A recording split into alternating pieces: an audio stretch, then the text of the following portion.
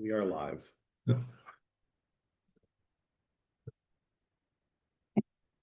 You're on mute, okay. Well, welcome to the May 11th meeting of the Board of Riley County Commissioners. Let's stand for the Pledge of Allegiance. To the flag of the United States of America and to the republic for which it stands, one nation, under God, indivisible, with liberty and justice for all.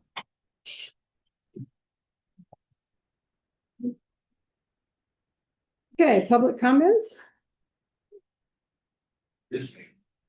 What's that? What's that? I know you have a busy schedule Thursday, but I come asked if I can't get 5 minutes of your time. I have. It is now. Doing all that with your mind. Holy cow, it's moving on by itself. They took over. Remote access. Some come up Friday with the LEC and its generator. And we have an opportunity to get one that could save us money and time. And I just need to come Thursday to be able to request that from you on Thursday. Yep. If that's okay, Cindy will get me on the agenda. In there. I'll get you a car tomorrow. Okay. Thank you. Okay. Any other public comment? That was for the LAC, John. Yes. My name is Gary Bennington. I came to speak against creating the administrative position that you have been considering for the last few weeks. I really think that's going to end up being probably another little $350,000 a year fiefdom that the taxpayers are going to get saddled with. It looks to me like you already have the optimum communication with your various departments where they can come directly to you. And I know you say there will be some accountability to you folks, but I guarantee you that position probably will exist in perpetuity after you guys are gone. That's all I have to say.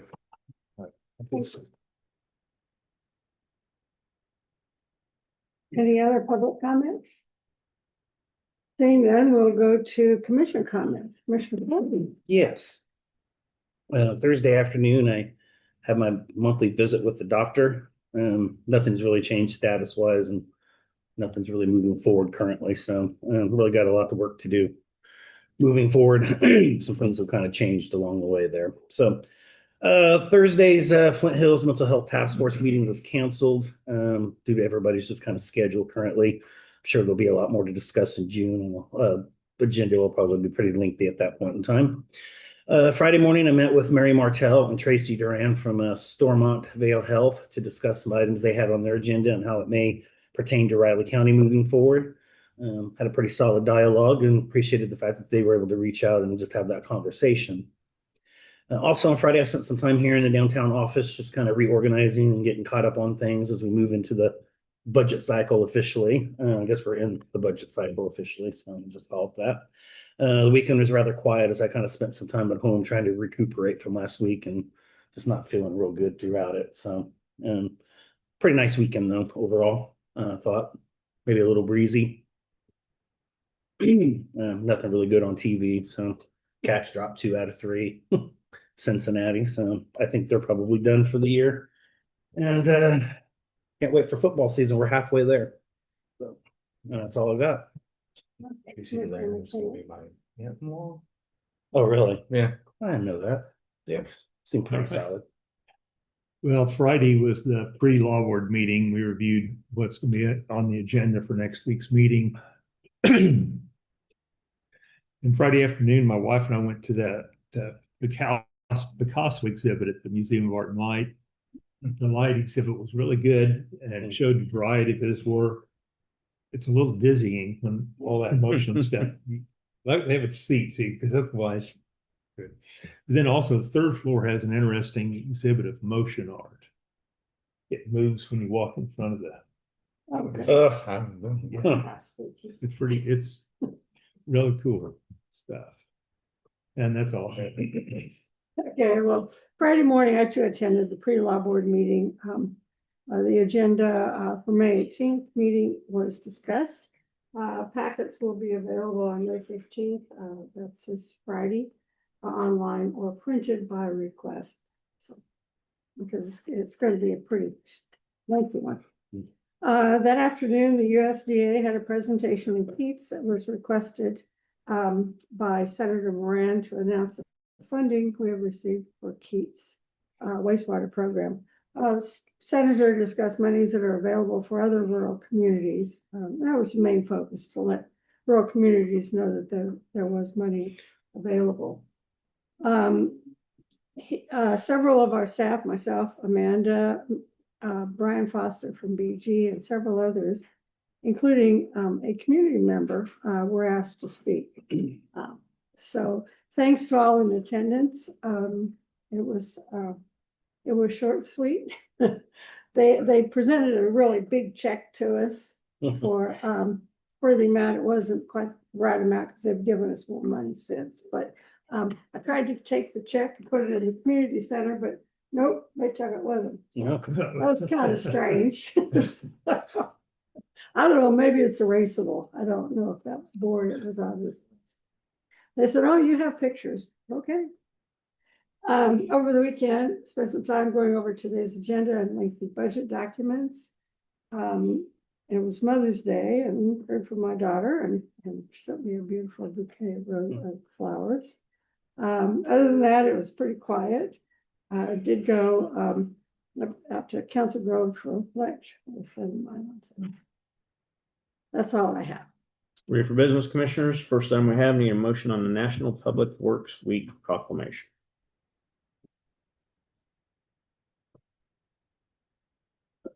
Go ahead and make a motion to approve the proclamation for National Public Works Week, May 17th through the 23rd. Well, second.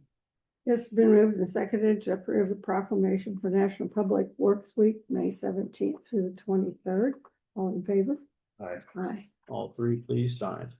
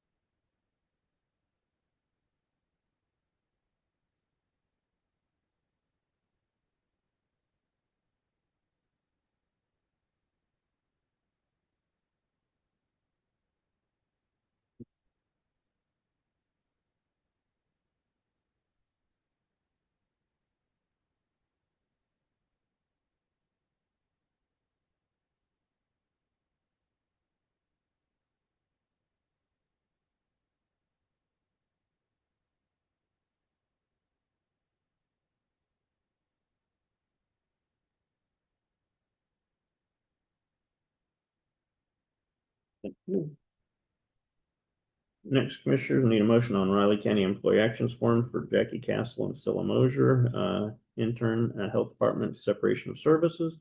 Kaylee Amaro, status change, election assistant, elections, and a long list of election workers, separation of service. And then Cheryl Baker, new hire, election day worker. I'd approve the requested Riley County Employee Action Forms. Second. It's been moved and seconded to approve the requested Raleigh County Employee Action Forms. All in favor? Aye. Aye. All three, please sign.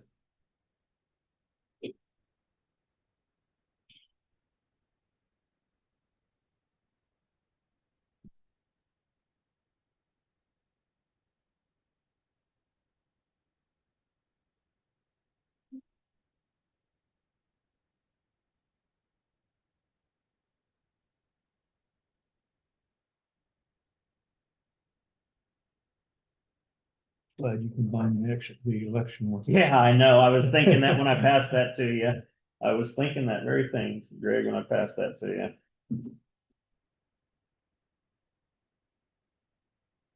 Tis the season. Lose a bunch and find a bunch. Do you usually have like repeat volunteers or? Oh, overwhelming majority, thank God, but yeah, it's just constant cycle of many retiring out or people move to, you know, because we're such a transitional community and Yeah. stuff, so. Sounds- Pretty typical, nothing out of the ordinary. It's a lot of work for staff to process all of that. Yeah. But it is part of what we have to do. To keep elections going. Is it mostly the older community or some of the younger ones? Yeah. Generally, yeah.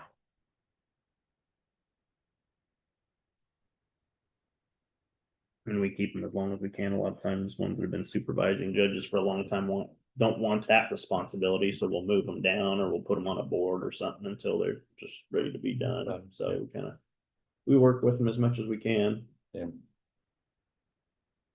Because we definitely cannot do it without them. I imagine. There is no way. Vitally important.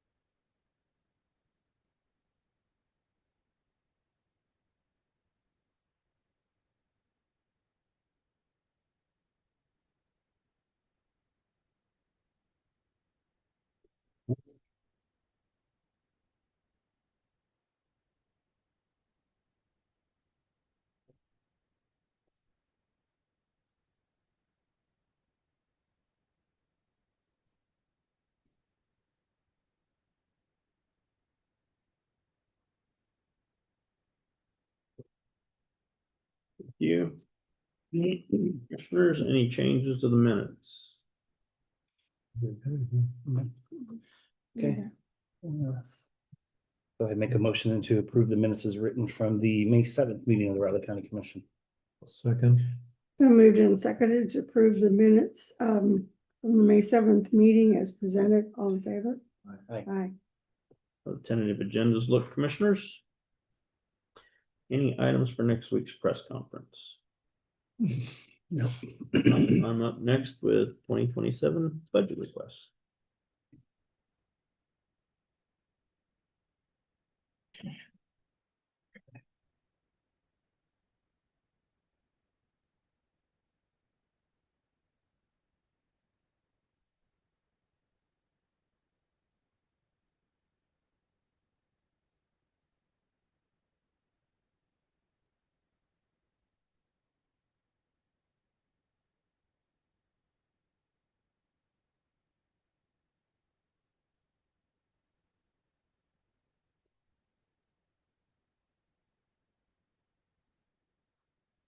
Hey, Brittany, I haven't looked at the emails yet, but you sent me some stuff on Friday. I don't know if maybe you intended or not. It was executive board for a board I'm not familiar with.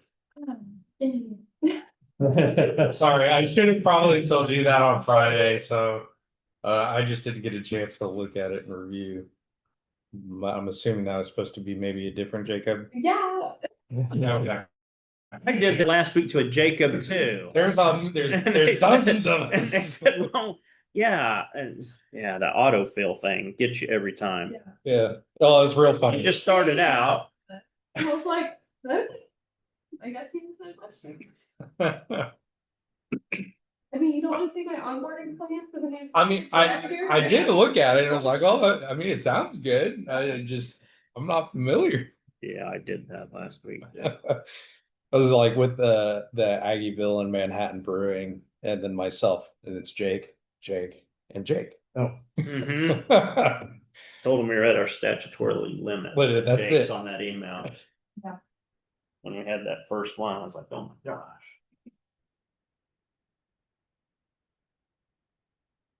Yeah, so sorry, I didn't tell you that on Friday. That's and okay. there was up with Michelle's too. That's At true, least three that I know of. but I Yeah. Don't know if there's others. right? We do have, I think 3 is all we have in the county.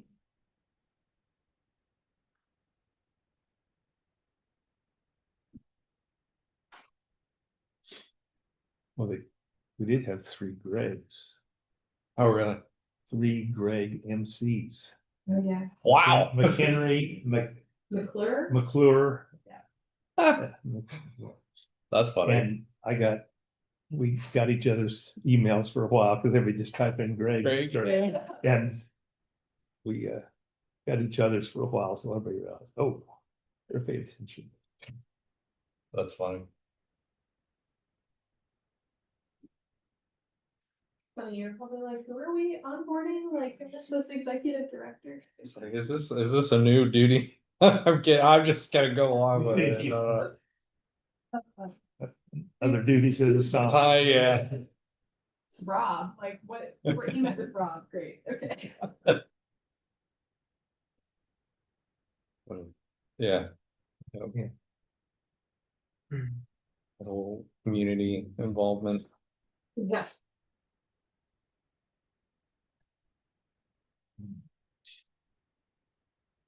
So it sounds like you guys are getting a new director. Yeah. It's volunteer center, yes. We have a job offer out, he accepted it, so. Nice. Were you guys sitting with that one for a long period of time at all, or? No, Lori Bishop, her last day was what, April 24th, and then we had interviews the next week. We had interviews, or they had interviews the first time. And they actually had a job offer out to somebody beforehand, and the person got a better job offer somewhere else, and so Okay. they withdrew, so we had to start over. So we would have had somebody in place had that not happened, but Rough. I think this worked out really well. Good.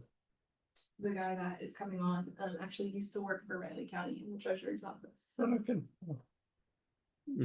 That's nice. What does the organization do? Oh, Brent? Mhm. Oh, okay. I remember him. What's the purpose of the organization? Yeah, so they get grant funding, of course, through AmeriCorps, and so they do a lot of volunteering for, they help like people travel to their doctor's appointments and stuff, so they have volunteers that will drive people to their appointments, because Adibus doesn't always hit those locations. They're also trying to get more volunteers for the younger age group, like high school kids. And so it's really just a broad overview of lots of things, and they do a lot during the winter for like the festival of trees and stuff like that. So Yeah. they have a lot of volunteers that help with like the bread basket, and different things like that. Yeah.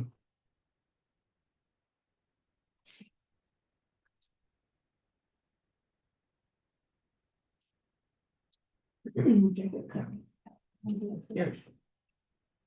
Oh.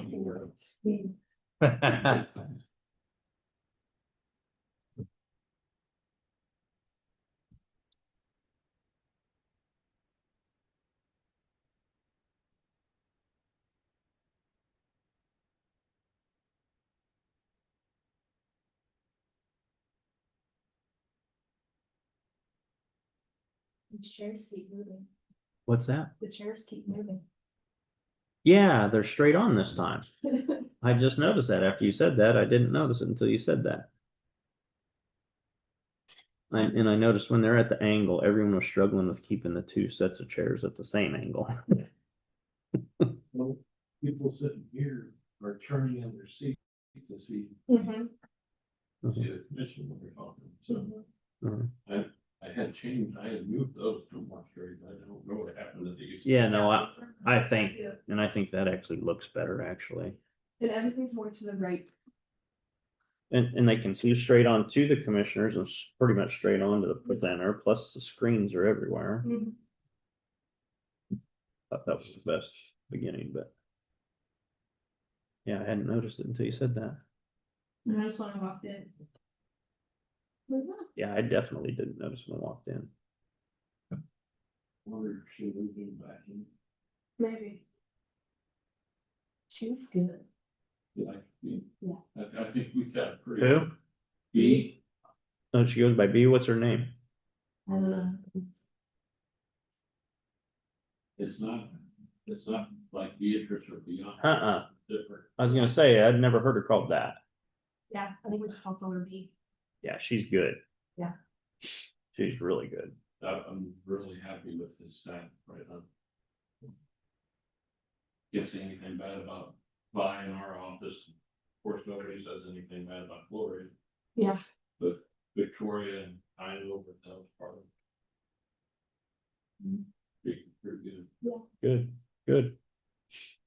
That's hard to do in that job position to find that many good ones. Yeah, we've worked at it. But we earned them all since, well, kind of Jonathan are about the only ones that have been here since before me for sure. Mm-hmm. Yeah, it's amazing. I think I was telling Greg last week the work that she did on the stairways up here and the steps. Oh, yeah, have you been in the break room? No, I have not. She, before we were done with windows, she had them floor scrub and shine. I don't know Yeah, if they they ever sh- shine like that. Yeah, that's the way with the stairways too. And those stairways are work. Stair steps are work. And they have all those little great grills, something like, Mhm. I don't know what to. Yeah, she did amazing. I complimented her a couple times on that. That is hard work. But she knew what she was doing because she got it cleaner than anyone else had.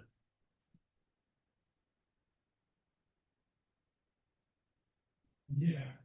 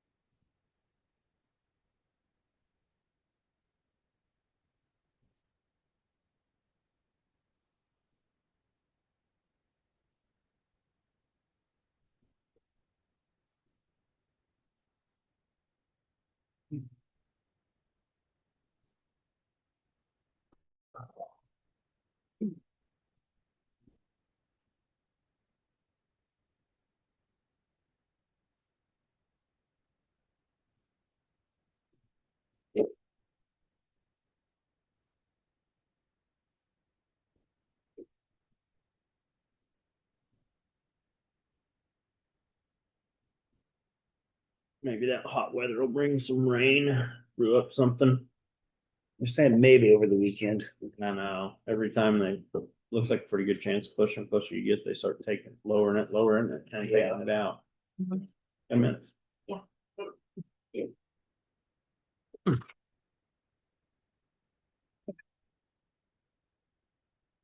Yeah, man.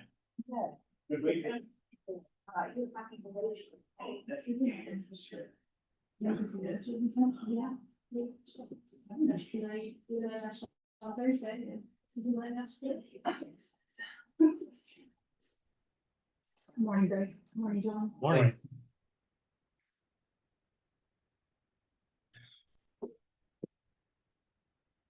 Morning, John. I was. No, I was. You're looking right at me because I was watching. I just been running this you. Ignoring me, that's all right. I could never know you, John. So you really that's good.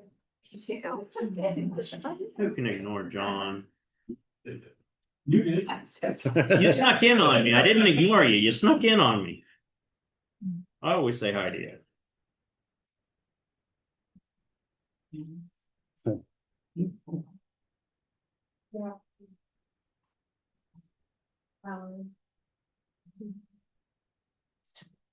Yeah. Yeah.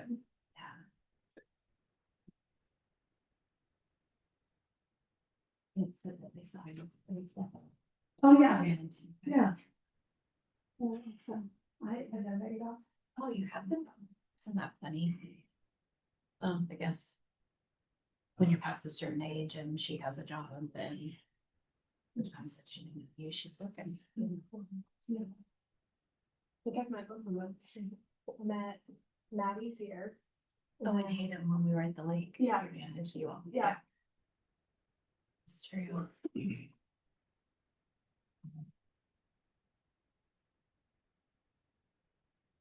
Yeah, was wrong, I got hired. And he was like, did you get a puppy from Rich? Yeah. Yeah.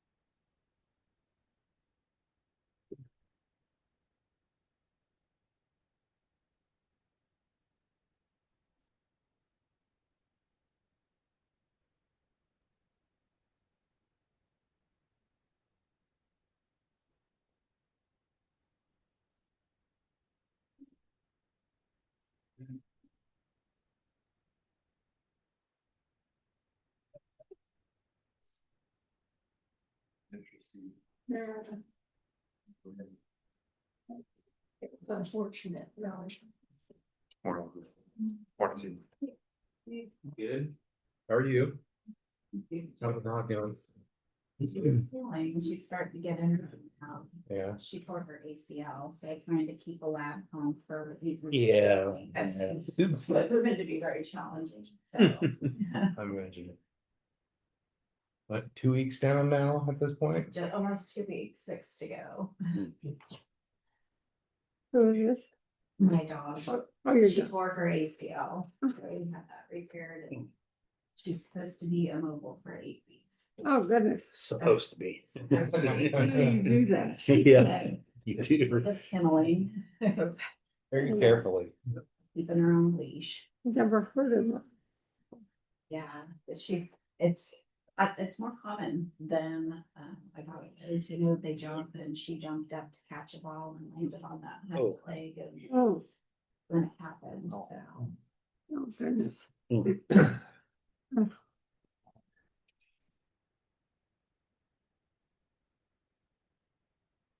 It's good to know because I swear my Aussie loves to jump in awkward ways and.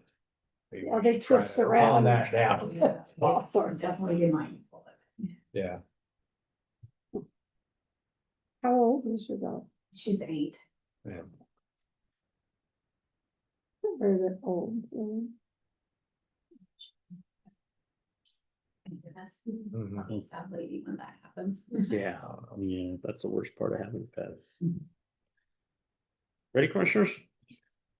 Mhm. First, we have commissioners, the clerk's budget. You see in the memo there, the 3 Cs, contractual commodities and capital outlay is 11,825 less than the 2026 approved, and that's due to the transition that we expect in 2027 with human resources and budget and finance. The elections budget is not quite as good a news. The largest cost is the $22,000 increase for electronic poll books. They're just aging out. We'll get 27, I think, replaced in 2027, 2025 replaced in 2028. So it's not a wholesale transition, but none of that stuff is cheap. Also, the computer hardware cost, maintenance and support, that's with Election Systems and Software. That's our vendor that we use for all of our election equipment. They're based out of Omaha, Nebraska. That increase has gone up, and they tell us to anticipate it going up every year hereafter. The really bad news is that down below there on the election division increase, we don't know what the dollar amount will be when that comes about. It expires in 2027. You see it's statewide 15 to 20 million. Secretary of State's office has told us that they are going to divvy that up based on the size of your county. So you can imagine our cost is not going to be insignificant. So that's just something you're going to have to budget for either in CIP or the clerk's office budget, but it will have to be paid by the counties at this point in time. There is no talk at the state legislature about funding any of that. Something I did find out when I was away at Sunny Garden City, talking to some of my peers there, is that we are one of 6 states that receive no funding from the state for elections, from their state for elections. I didn't realize that. And even Brian Caskey, who's the head of the elections division, was surprised when one of the clerks had told him that. So, and the 2 clerks that were aware of that, they serve on some national committees. That's the reason they're aware of that. So it's not going to be good news. Commissioners, no one understands more so than I the difficulty and challenge you guys have in providing the necessary services, the mandated services, and then trying to keep taxes low. And a lot of people have brought stuff to you about costs going up, especially with technology. And so I don't know how we keep up, but those are things that we're mandated to do. We have no option. Rich, what kinds of improvements are they making with this statewide voter registration software? They may go out with a complete new vendor, so it's a complete potential rewrite of the entire system. So we may not even end up staying with Election Systems and Software. It's where they're going to open it up, and so we could be with a total new company. Guess what? That happens. Your hardware costs are going to be significant as well. Wondering why and what's so great about the new one that's not good about the old one?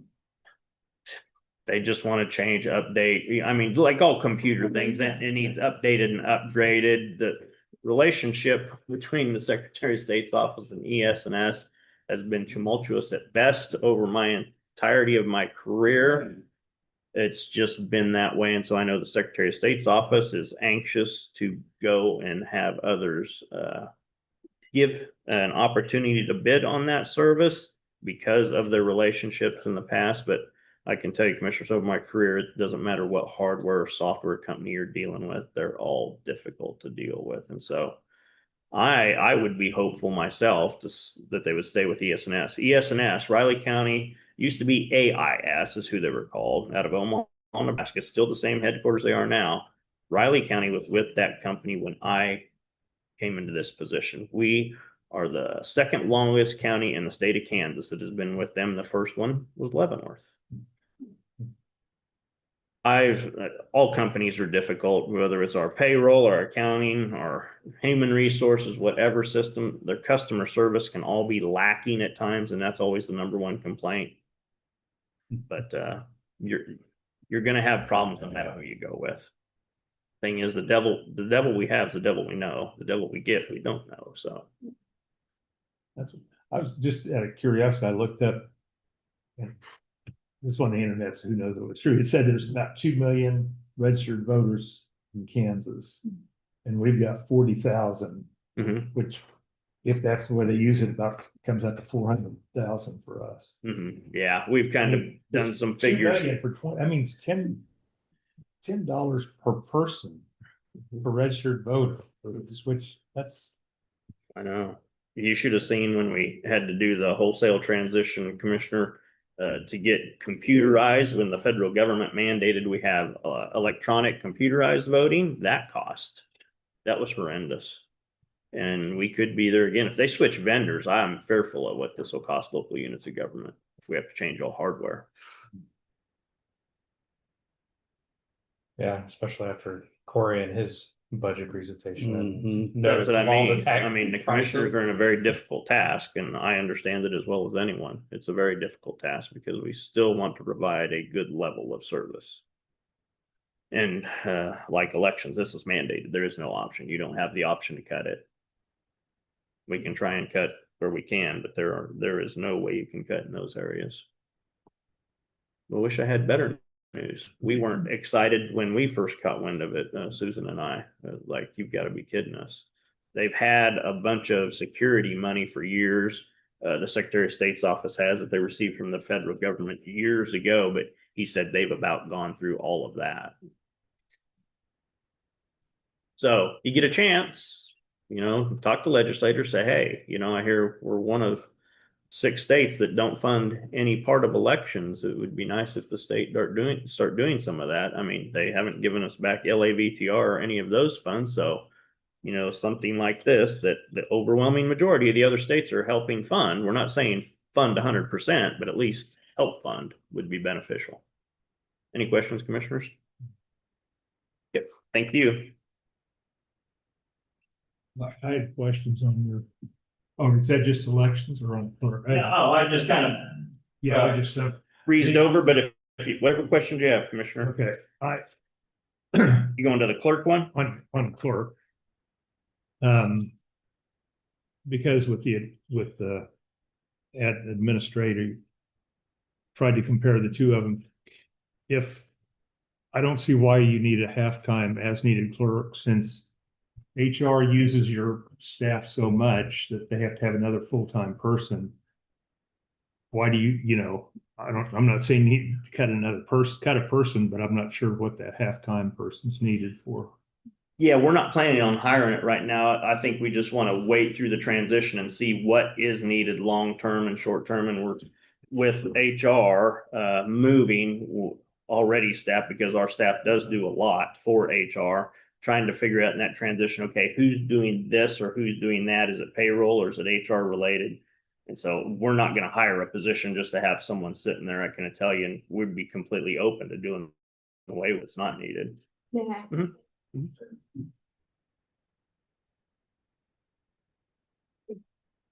Commissioner McKinley, to your question too, with budget and finance also moving out, there's a lot that I cover on the front staff as well. So I cover all lunches. I mean, I hardly ever take a lunch break to make sure we're covered there. And there's stuff that AP does that always needs a secondary backup to verify documentation and stuff like that. And so we all work together as a team, but to cover some of those things, like if somebody takes vacation, because all of us are required, all of us that touch finances are required to take 40 hours off during the year. So that's when we would need, I'm not saying we need it right now, but like Rich said, we'll assess next year, but I'm just giving you some more information on, how the office runs. And that's what it is with all of this, all of the change that's going on now and then upcoming next year. What you have to remember, just with 2 in HR as an example, I mean, that is very difficult with one person on vacation, one person gets sick, and then who does 300 to 400 people have to contact for HR? And so you have to take that into account when you have divisions. And that's why I don't like really small departments, because you don't have that backup. And, so I think that's something over time the commission will need to adjust for. Well, in the 2 departments for sure, but we are not going to hire a position just to hire it, but we want to kind of see how things go in the transition. Budget, so. Yeah, remember, as with all budgeted funds, if it's budgeted and not used, it does roll over into general. It doesn't stay within the clerks or elections, just like all other departments in general. But we're open to discuss it. Under contract services, cell phones. You're losing 3 out of the 4, and you only reduced it from 3,000 to 2,500.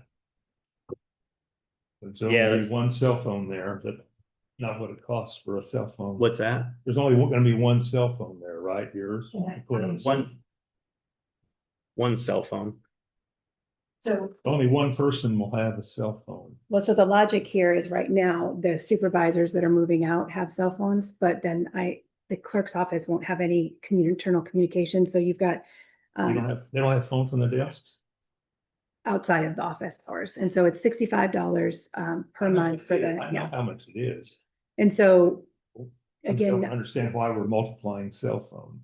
I mean, well, I know because there it's- won't be anyone left in the office that has that, so in order to communicate with the staff, we won't have these staff doing that.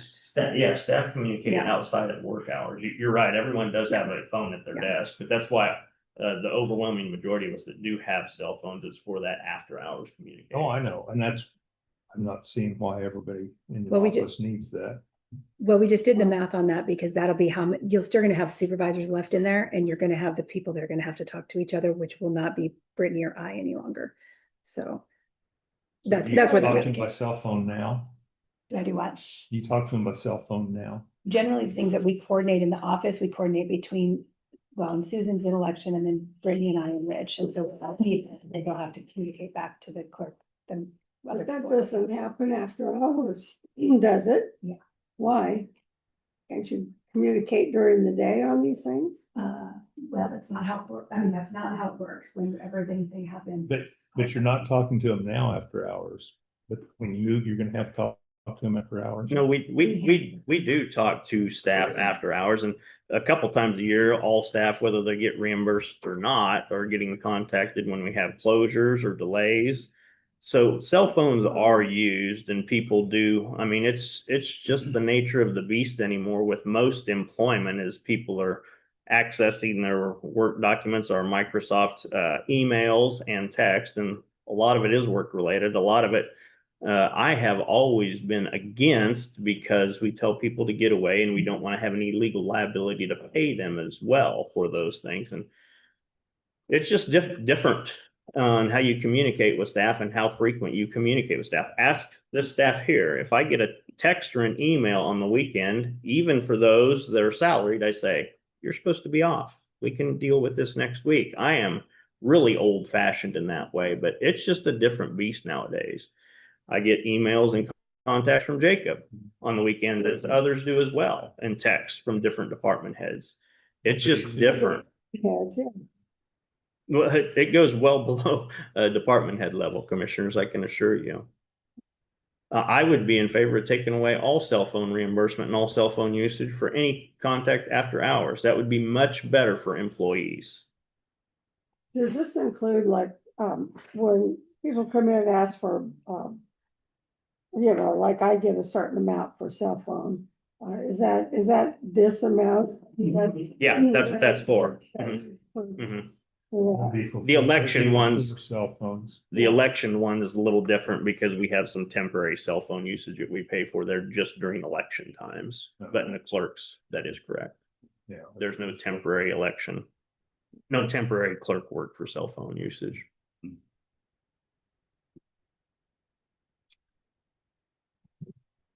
Right. Anything else? Okay, thank you.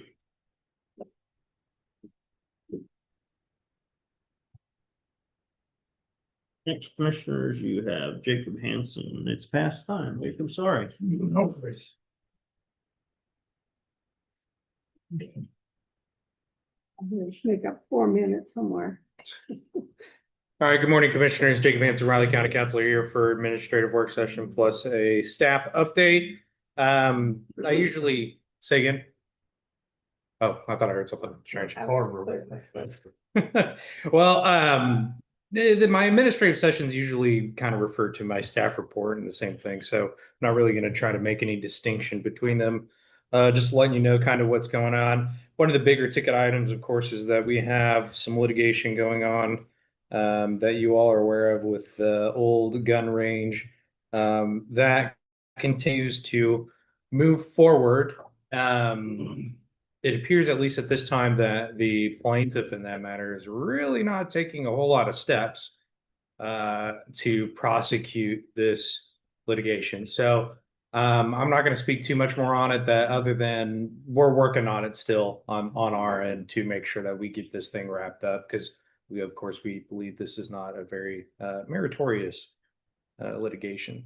So with that said, moving through, I have the multiple contracts that I'm working on, including with the Riley County Jail folks, EMS, the employee training committee, just plenty of contracts coming through. We have, of course, the investigation, the employee investigation going on is taking a large portion of my time right now as I'm working with HR. And that's, I think it's a large task, but I think we're handling it well and we're getting through it. So, I'm hopeful that we're still on track to be done by the end of the month, but there are a large number of individuals to work through.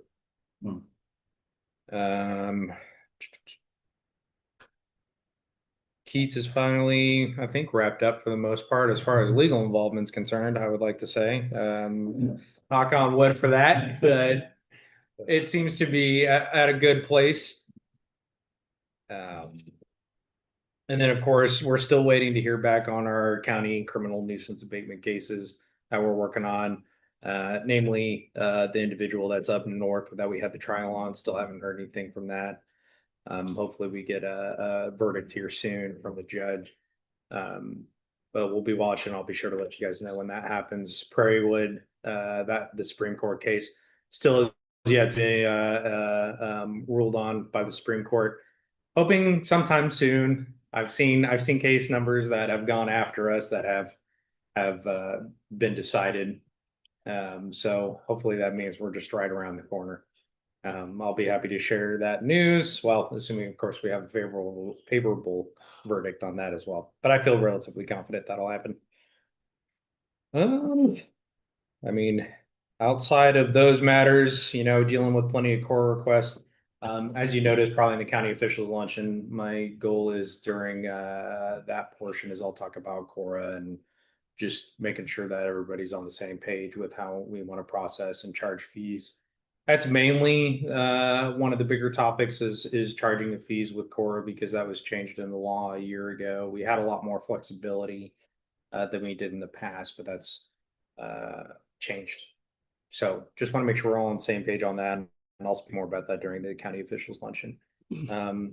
Outside of those matters, I'm happy to talk about any specific issue or question that the commissioners may have as far as on the legal front. Nope. All right. Thank you. Next, press conference, 9:30.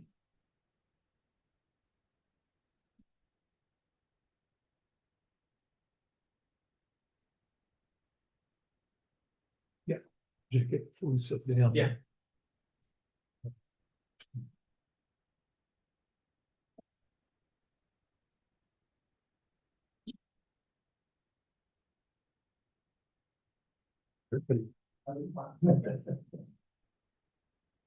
Everybody's gone. Look up. Everybody's gone. You might get a phone call from the owners of Liquid Art. David. Okay, Liquid Art, which one's that? That's the winery out on Bobcat. Oh, okay, yeah. David, yeah. That's Mark. No, that's No, very. Kern. So, Chief Meyer, they were big home, right? I've heard of that from several. They have to look, which is down on the list. But if you move it back up, then maybe. Yeah, because that.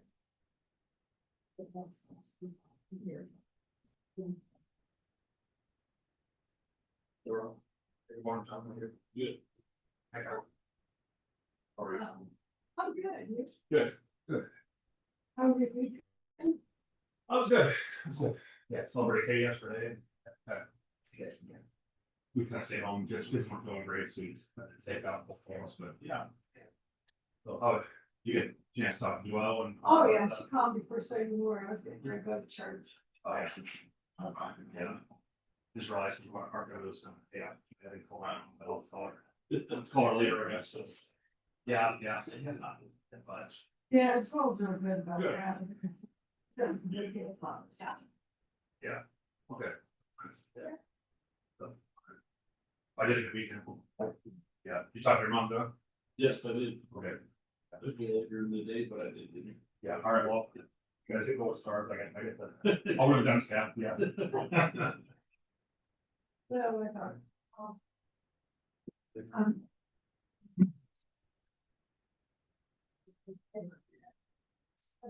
All right. so. Couple of days, this for a while, breakfast. Was good. I just. Yeah, Easy, yeah, I just forget. Oil and stuff, give up. Well, we're very. Some there.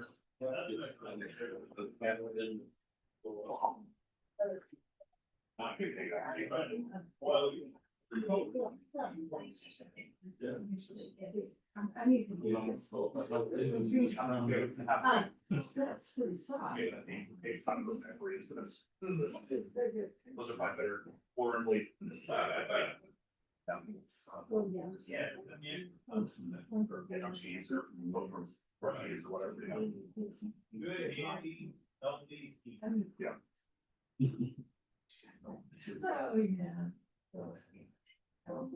You don't want to go there. He would be the next one. No, we are. And we did. Yeah, yeah. Okay. They want to do something. I won't volunteer. Oh, yes. Well, we have both kids working on the letter. And you're supposed to want to go around. Awesome. Good. Nice. I know he's done that. Almost got next to good for takeout, so we kind of did, There's a drink. we were supposed to go to my mom actually yesterday. And, you know, they just. To, the week guys stay home and still see some, later in Roscoe. Oh, yeah. Yeah, so the case from which I was. So we found that.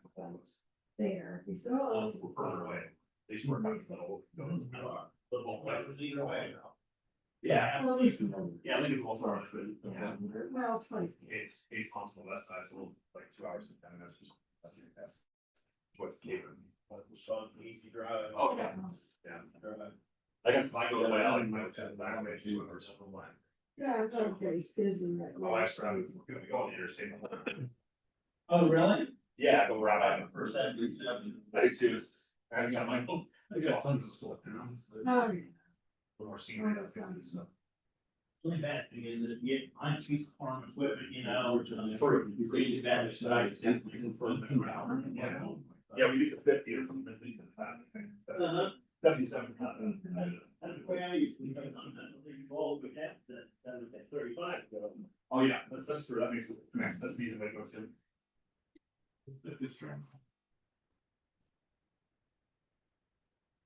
You just park. Marking along there, We can't park people for. Oh. Sure. Park that thing in. That's strange to see a big truck. I did VHS. AILO.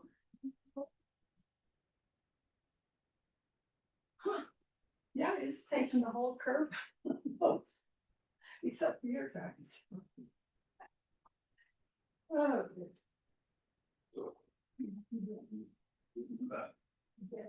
Yeah, we did Zoom on Saturday, first thing, I got.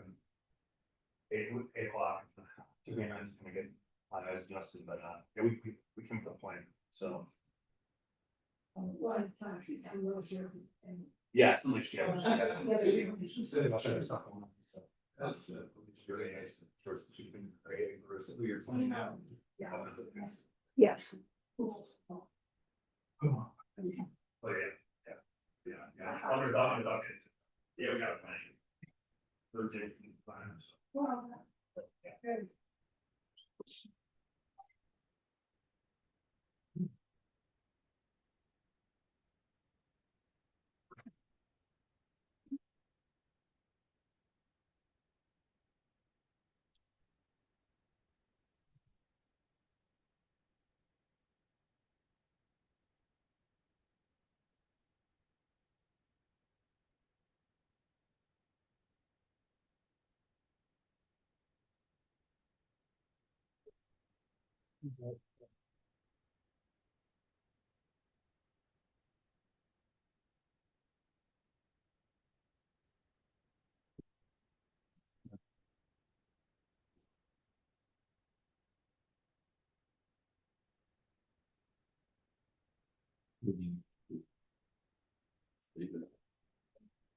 Tell you, McKinley, I'm really tired of this moving stuff already.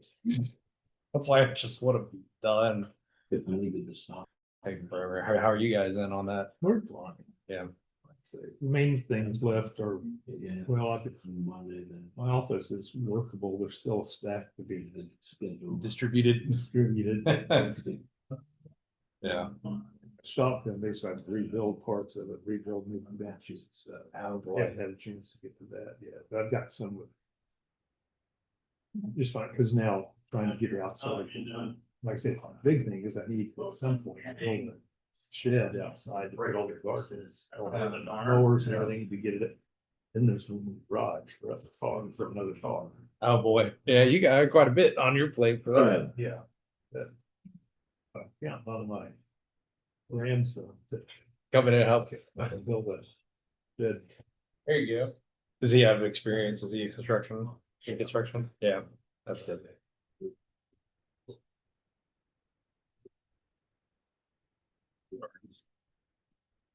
Yeah, but I size 16 feet. Never, I was going bumping into stuff. So.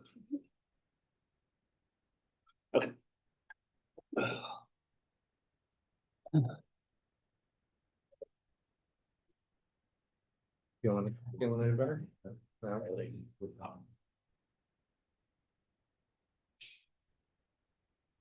Better than last Monday, but. Hey, that's still 100%. improvement. Improvement.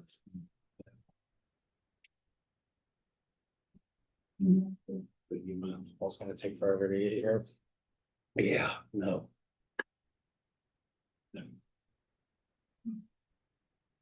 Going through OTAs and rookie camps at the moment. Yeah. It's hard to tell. Hmm.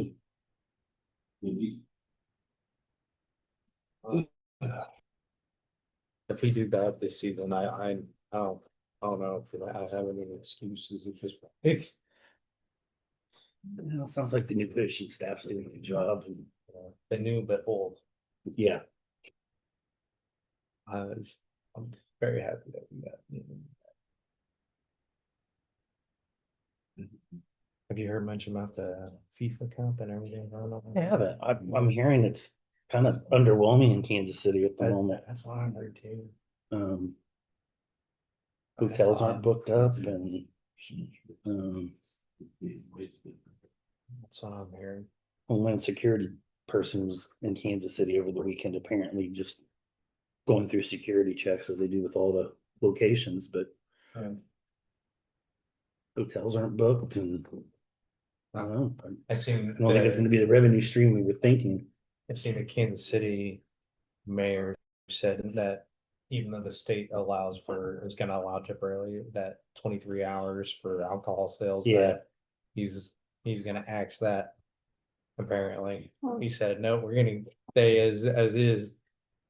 So Well, yeah, 24 hours. I seen some comments on it that kind of made sense. It's like, if you're gonna have people that get so wasted that you're not gonna be able to collect your bill. Like if you do it 23 hours, like Yeah. it might create more harm than good. Well, I mean, think about your bars and restaurants and stuff. I mean, are they gonna be able to keep it staffed for 24 hours? I mean, no, I just, And how many people are actually gonna be there? Yeah. Yeah. The 2 or 5 in the morning, is that when they're gonna close at 5 or? I don't, yeah, maybe. Not for everybody. Right now it's 3 in No, Missouri. Missouri basketball, saying they could stay open for 23, I don't know which hours, at 5 to 6, they have to close, or 6 to 7. I'm not sure. yeah, It's gonna be interesting to see that all happen. I remember when it was here in the US in 93, I think it was, or 94. But it wasn't in Kansas City. I don't know where it is. Oh, here it is.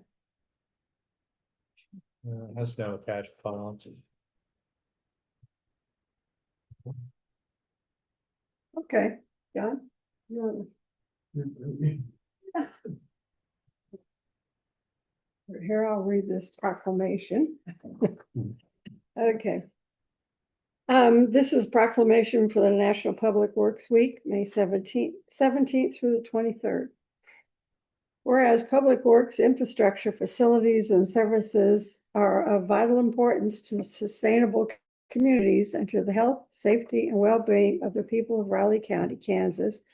And whereas such facilities and services could not be provided without the dedicated efforts of public works professionals, engineers, managers, and employees from state and local units of government and the private sector who are responsible for and must plan, design, build, operate, and maintain the transportation, water supply, sewage, and refuge disposal systems, public buildings, and other structures and facilities essential to serve our citizens. And whereas it is in the public interest for the citizens, civic leaders, and children in the United States of America to gain knowledge of and to maintain a progressive interest and understand the importance of public works and public works programs in their respective communities. And whereas the year 2026 marks the 66th annual National Public Works Week, sponsored by the American Public Works Association. Now, therefore, let it be known that the Board of Riley County Commissioners do hereby urge Riley County citizens to join with representatives of Riley County Public Works, the American Public Works Association, and government agencies in activities and ceremonies designed to pay tribute to our public works professionals, engineers, managers, and employees, and to recognize the substantial contributions they have made to our national health, safety, welfare, and economy. Thank you. You want to speak? Not really, but. No. I'd probably get in trouble if I didn't at least thank my crew and our staff and Public Works for all the hard work they do, keeping our buildings clean, operating right, the roads and bridges safe, and even our water and wastewater systems that we have. And don't forget, I can't forget the parks crew, so I hate my parks. So thank them all for doing there and being the hard work. We wouldn't be as good a shape as we are without them. So, thanks. Commissioner, you have Brittany Phillips, 9:35. Catherine, how you doing? Good.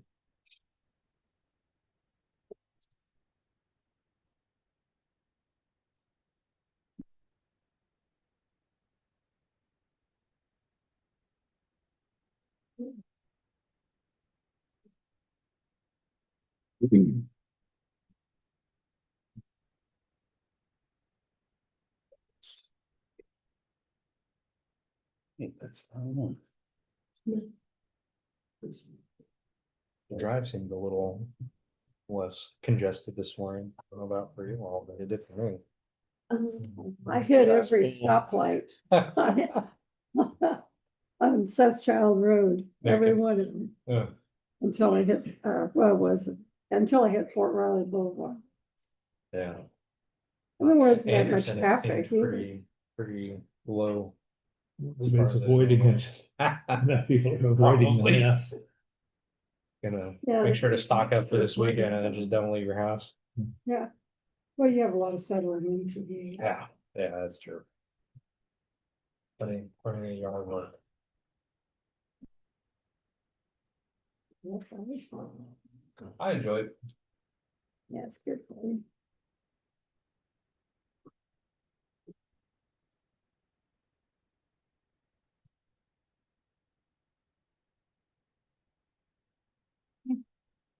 Thanks, Commissioners. Brittany Phillips, Budget and Finance Officer, here to present a lot of budgets. I present everything that the department heads don't oversee. So my division oversees all the rest of these budgets, except of course administration is a brand new one. So we will talk about that. So first, I'll go ahead and start with juvenile supervision. So this is juvenile detention. And we increased this, obviously, we're all aware expenses have gone up and now we are placing juveniles off-site. So not at the Gary County facility. So we have additional expenditures. Well, just the numbers, because of the numbers. Yeah. Our numbers have gone up Mhm. almost double in the last year. Yeah, it's gone up quite a bit for sure. And then we have juvenile supervision fees. This is for community corrections. So the electronic monitoring, that is where some of these get paid out of. Any questions on this one? Except I thought the detention center paid for electronic monitoring. I can certainly double check that. It may be a difference in like what we do with that, because this may be more specific to Riley Yes. County. Correction Mhm. people instead of out there. 'Cause- Right. I'll double check that for sure. Yeah, like I said, I know that I'm on that board, so I know we've gone through Yeah. the budgets. Yeah, of course. And I know, so like in 2025, we didn't pay for anything here, but I know Megan has also been doing different things with community corrections, juveniles as well. So you might have seen her email go out about needing cell phones because they're needing to track them on that certain type of phone instead of the ones that they have currently, or, you know, different things. So next is RCPD, CIP, and economic development. So first we'll go ahead and get into RCPD. Of course, we won't fill in ad valorem tax because we don't know that until as we kind of get through the budget process. In here, I did go ahead and increase the building space rental for that new facility that they're going to be moving into in January, or maybe even later this year, whenever they move in. Yeah. Yeah. October. So that is increased based on the new rents that we have. Repair of maintenance, any maintenance to the buildings. We've seen obviously an increase in that as well. Inmate housing, we are now not only sending them to like Dickinson County or other counties. We have we have juveniles at Reno, so that's the other budget. But yeah, this keeps going up every quarter. We see a pretty significant increase. And then physician fees is where our entire ACH contract gets paid out of, as well as all of our prescriptions, inmate medical costs, everything else gets paid out of this line. So any questions on any of that? I put these all at 0 because it's all coming out of that physician fees line. So when they have medical supplies, we're just charging it all to that one line because ACH sends us one large bill. So that's why you don't see a budget on these anymore. And then of course I have this highlighted because this operations appropriation has yet to be determined. So any questions on that one? Okay, great. They're planning to get that published after our meeting. Okay. Next week. Yeah. Supposed to. It's okay. Okay.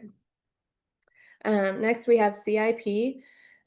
You will see that I lowered the transfer from county general to $2 million to help offset some of the costs for the administration budget. And then I have in here our lease payments that we'll still have through, we have some through 2028, and then just other lease payments that we have through here, like our radio projects, stuff like that. And then this is our reserves. And then I took what we have remaining of our projects through this year and then just kind of estimated up a little higher in case any contingencies come in and we need to amend them. So I upped this to $5 million. So if any of those get moved over into 2027, we'll have that accounted for. Any questions on this? Okay. Economic development. I have already went ahead and put in what everybody's request is that you'll hear on Thursday for appropriations. So that is how I came to this number. So we have the Conzo Water project here, and then every other appropriation request from economic development. And you'll see you only have one that has increased, which is the MPO. No. Chamber doubled. Oh, yes, I'm so sorry. Yes, the chamber doubled as well. Yeah. Yeah, and that you'll see that they have a longer presentation. Yeah. Okay, yeah. And- Up in, no, Thursday. Yes, on Thursday. Yep, you have all appropriations on Thursday. And there is a likelihood that MPO contribution will come down. Yeah. Yeah, because it usually varies. I Yeah. mean, he always submits preliminary numbers. Okay, administration budget. So I did go ahead and put in here, the administrator, obviously finance, HR manager, PIO, an admin assistant too, and then the HR assistant as well. So all salaries reflect no COLA. And then we had to do a pretty rough estimate on some of these costs for 2027. We looked at what we've spent, of course, like what our hard costs are. So like finance, HR, PIO, what our costs that we had paying out of the clerk's budget and are now being moved over here. As well as, you know, what other conferences could the administrator need to go to or anybody else. So we tried to look at that objectively and compare to other divisions in the county that are similar size that have, you know, maybe some of those higher up positions as well.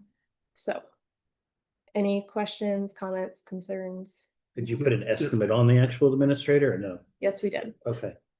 Which was, Yeah, that's, It's 190,000. I mean, several of these, going down through the. You said it reflects what was changing the clerk, but let's see, mileage and tolls, clerk went down 300 and you're putting in 1,500. Mm-hmm. Lodging went down 3,000, we've added 8,000. Airfare was no change in the clerk's office and 5,000 here. And the big one, training and registration, 34,000. Mm-hmm. If the administrator needs that much training, we're hired the wrong person. yeah. Right. So there are other things in there that we put that are part of like HR functions that we do for any oh, I can't remember all the details now, but all the onboarding for new employees and things like that, those costs get charged currently to the clerk's budget. There's also fees for when oh, I'm trying to think. I can't think of all the details there, but we are just trying to find the best place to put some of these If expenditures. there's that much, then where did they get taken out of clerk's office if they were in the clerk's budget?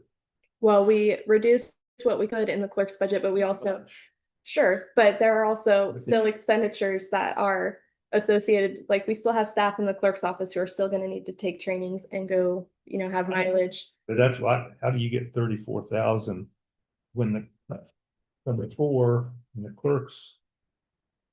What was the clerk's budget? Or,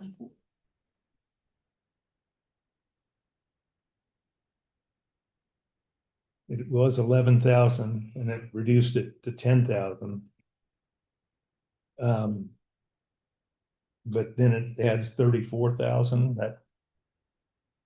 that's not reasonable. Okay, well, all of these are just drafts, honestly, and so if you have any questions or concerns, we can go back and look at anything and provide more information. We can reduce, you know, that's. Like I say, that whole list there of airfare and Mhm. stuff.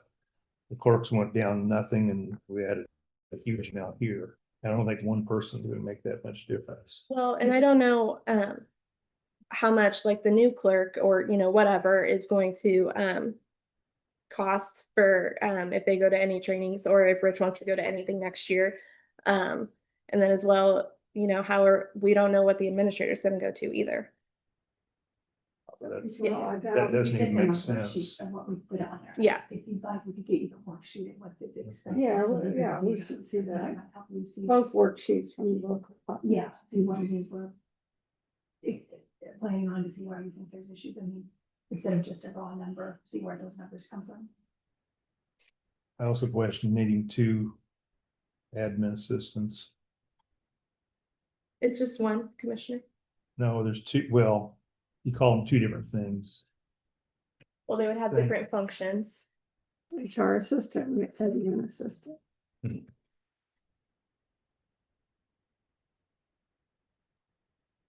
Those are both new positions, right? Hmm? Those are both new positions. They would be new positions, yes.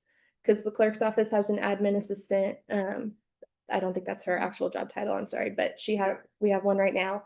And then we assume, and I believe we've heard you guys talk about the county administrator could potentially need an admin assistant. And then you've heard from HR that HR needs an HR assistant. And they're two separate job functions and do two totally, different set of job duties. Like we're multiplying drastically, right? Understand the incentive there, but I don't agree. That's okay. So we can definitely talk through all of these points and we have several months to go through the budget process, but I think we've been talking about some of these functions for a while now. I think I've been pretty transparent with you, Commissioner McKinley, that we need an HR assistant, we need an admin assistant for the county administrator position. And this is your guys' budget that you have to finalize and approve. So if you think that those are not needed costs, then that's the decision from all three of you. And we get They may not need that right away either. Can we get you information on what the administrative assistants do in the other departments? Most departments, not every department, but most departments do have an administrative assistant for the. But then we're not taking anything because clerks did all this work for you. And now they're not doing all that work, but they can't cut anybody. And you have to add more people. It It isn't balancing out.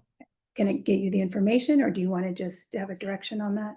I'd like to get you the information that how other departments use that. No, If that's that's what they do.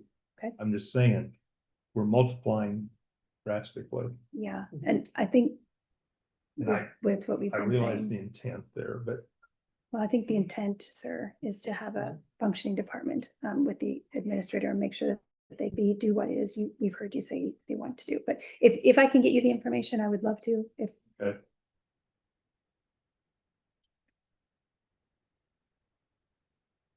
Yeah, it's gonna take a while for you, admin.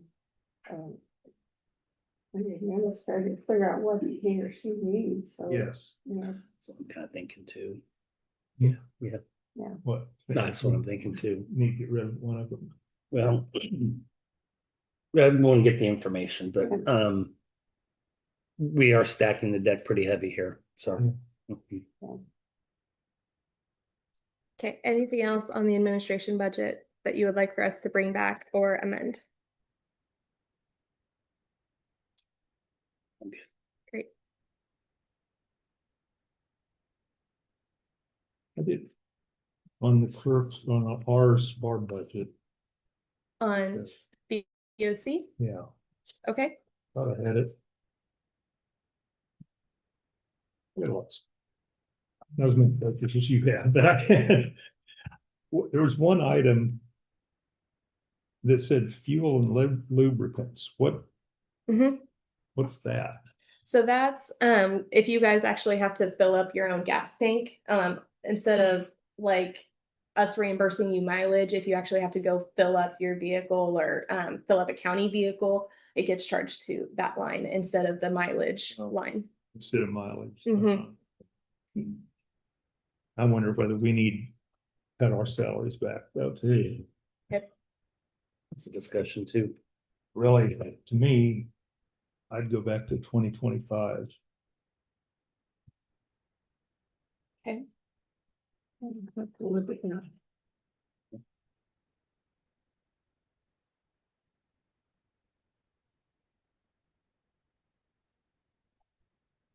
Really, just 2025 as is, and no COLA added on later. I don't agree with that, but Well, that's just it before she makes a change. We need a consensus from the board, Yeah, I need agreement. not just So one what commissioner. is What's the number? what is that amount? Is that 881. 60,528. Yeah, a little over 60. Well, then we're not at our, what is our, you had, We were somewhere Okay. just under the middle there, wasn't it? we were in the middle, I can get that to you. which to stay in the middle is fine, but. I don't know, I can't tell you off the top of my Yeah. head, sorry, but I definitely can get it to you and get back to you. We're gonna have a lot of work to do in this next year, too, trying to get everybody. A lot more time probably than we have been. I can't see, No, we're adding and adding and adding. Yeah. And I realize that's not a huge cut, but at least it shows that we're trying. And Commissioner McKinley, I did cut like over probably about $1 million in all, like throughout the budget. So I cut, you know, Fine. CIP. And so, I mean, I am trying to offset some of those costs as best as we can. Well, we could cut the travel line, because we don't, you know, there's a mileage. Yeah, we just try to think of inflation or if gas is where it is right now. Hopefully it comes down, yeah. Yeah. So, yeah, Can't guess what it's gonna be tomorrow, let alone next Yeah. year. yeah. Trying to figure out when you want to fill up and it went up 20 more cents. Great. So, some of those things are really hard to budget for. We do our best there. So, okay, so I heard Greg wants to cut salaries to the 2025. John wants to cut budgets as well, but you want a different. Well, I mean, I think we ought to stay where we are. We could stay where we are, you know, because my budget works personally based on what the salary is here, and that's pretty much that. It's not a reason to set your salary as a public official. we definitely need to make a cut. Let's Let's look give at us all a the graph of options. maybe since 20 or so and what all that looks like and come back. We'll have a separate discussion on that. But I do agree. We're taking some duties and responsibilities off our plate. We should take some salary off of it too. I don't want to be a happy year or something. We don't know when we're gonna get the right person either. Yeah, Well, hopefully by January. well, hopefully, but it may or may I mean, we're not. gonna have a budget anyway. Yeah, They commission the police this month. Mhm. And we're done. Yeah. And we'll set a number. Okay. Okay. Any other questions on the BOCC budget or thoughts, comments? Okay, No. let me go back up here. It's County General. Okay. So employee separation, of course, no employee salaries get paid out of here. It's just if we have any retirees or anybody that, you know, leaves separation of service pay. So it's their PTO, it's their critical leave if they have enough accrued up per our policy. So we did try to bring it down, but again, that one's really hard to estimate because we have a pretty good thought on who might, but we can no longer ask. So we just have to wait until, no, we cannot.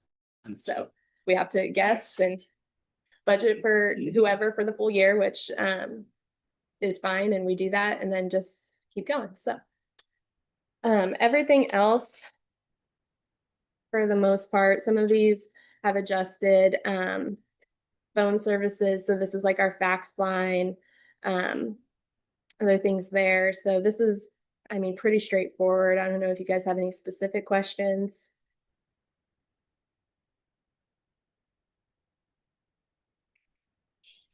I'm trying to think if there's anything.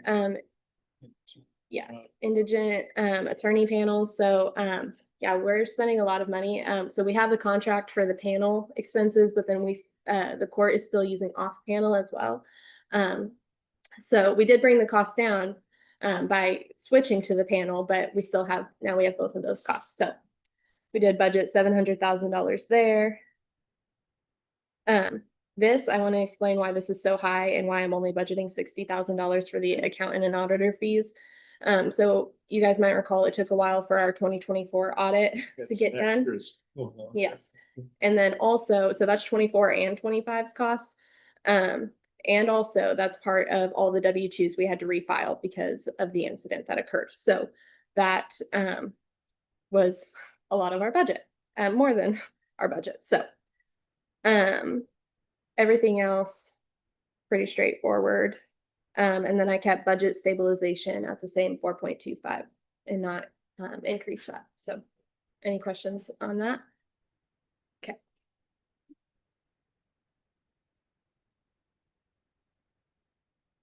Okay, opioid. So this is based on how much we anticipate collecting for 2027. You might have seen in my memo, you do have 2 requests again this year. So community corrections, I don't remember off the top of my head what they put, so I'll look at my memo, but I know health department was $59,200 for their request, but community corrections was to do their drug court program again, so they can keep operating that. Any questions on that one? Okay, we'll bring you back scenarios or something similar to how we did last year, projections out so you guys can determine how much you want to fund both programs or one program, however you decide to do that. So I'll try to speed through the rest of this. Special alcohol is pretty straightforward. I don't believe at the time I had the alcohol tax numbers yet, so we do have those now, so I can always get that updated. And then we always just budget for the total amount that we carry over so that we have full authority. War memorial, again, pretty straightforward. Just budgeting what we can, what we've brought in. Any questions on any of those? Okay. Bond and interest, we have special assessments. And then transfer from Fairmount Heights. You might remember we have to budget for Fairmount Heights for those specials in our bond and interest, and we had to create a whole separate budget for Fairmount Heights because we have USDA funding, and it's a requirement. So that is why that is there. We have transfer from economic development for the Conzo Water Project, and then we can budget up to a certain percentage of our expenditures to make sure we keep having carryover and are able to collect all the taxes that we need to if special assessments don't get paid. So that's why we've just kept it a flat 130,000 for the cash basis requirement. Okay, coroner. I did increase this based on our 2025 actuals, but it is a large jump from 2026. We've obviously seen more costs associated with transportation and physician fees, and we have a new coroner now as well. And insurance. So, but I do want to remind the commissioners, we have also brought on new buildings. We have remodels, so that increases.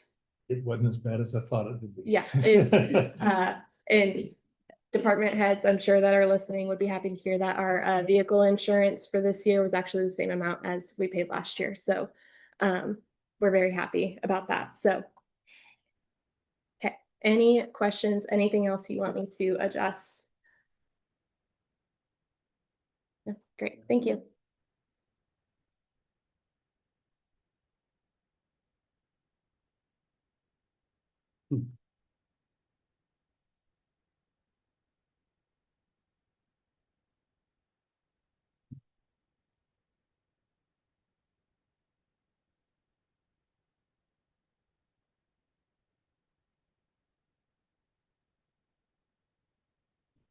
You all ready? Yeah.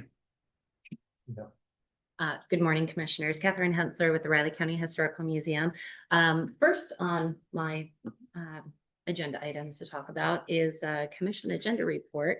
This is going to be asking for permission to use some of the county property that's at the museum for the America 250 time capsule. So you probably have heard a little bit just in my staff reports announcing what kind of activities we're participating in. And our committee, the main America 250 committee is proposing a time capsule, and that'll include contributions from the entire community. We have gotten the capsule donated completely, but we are looking for a location, and the museum's property was brought up as a good location. It involves history, it's mission driven, but also it will be there in 50 years. Even if we should change locations at some point, the Goodnow House is always going to be there. So it is still and will always remain a historically significant location in our community. And so this morning I'm here to ask for permission to plant or bury this time capsule on county museum property. Let me scroll through here and show you the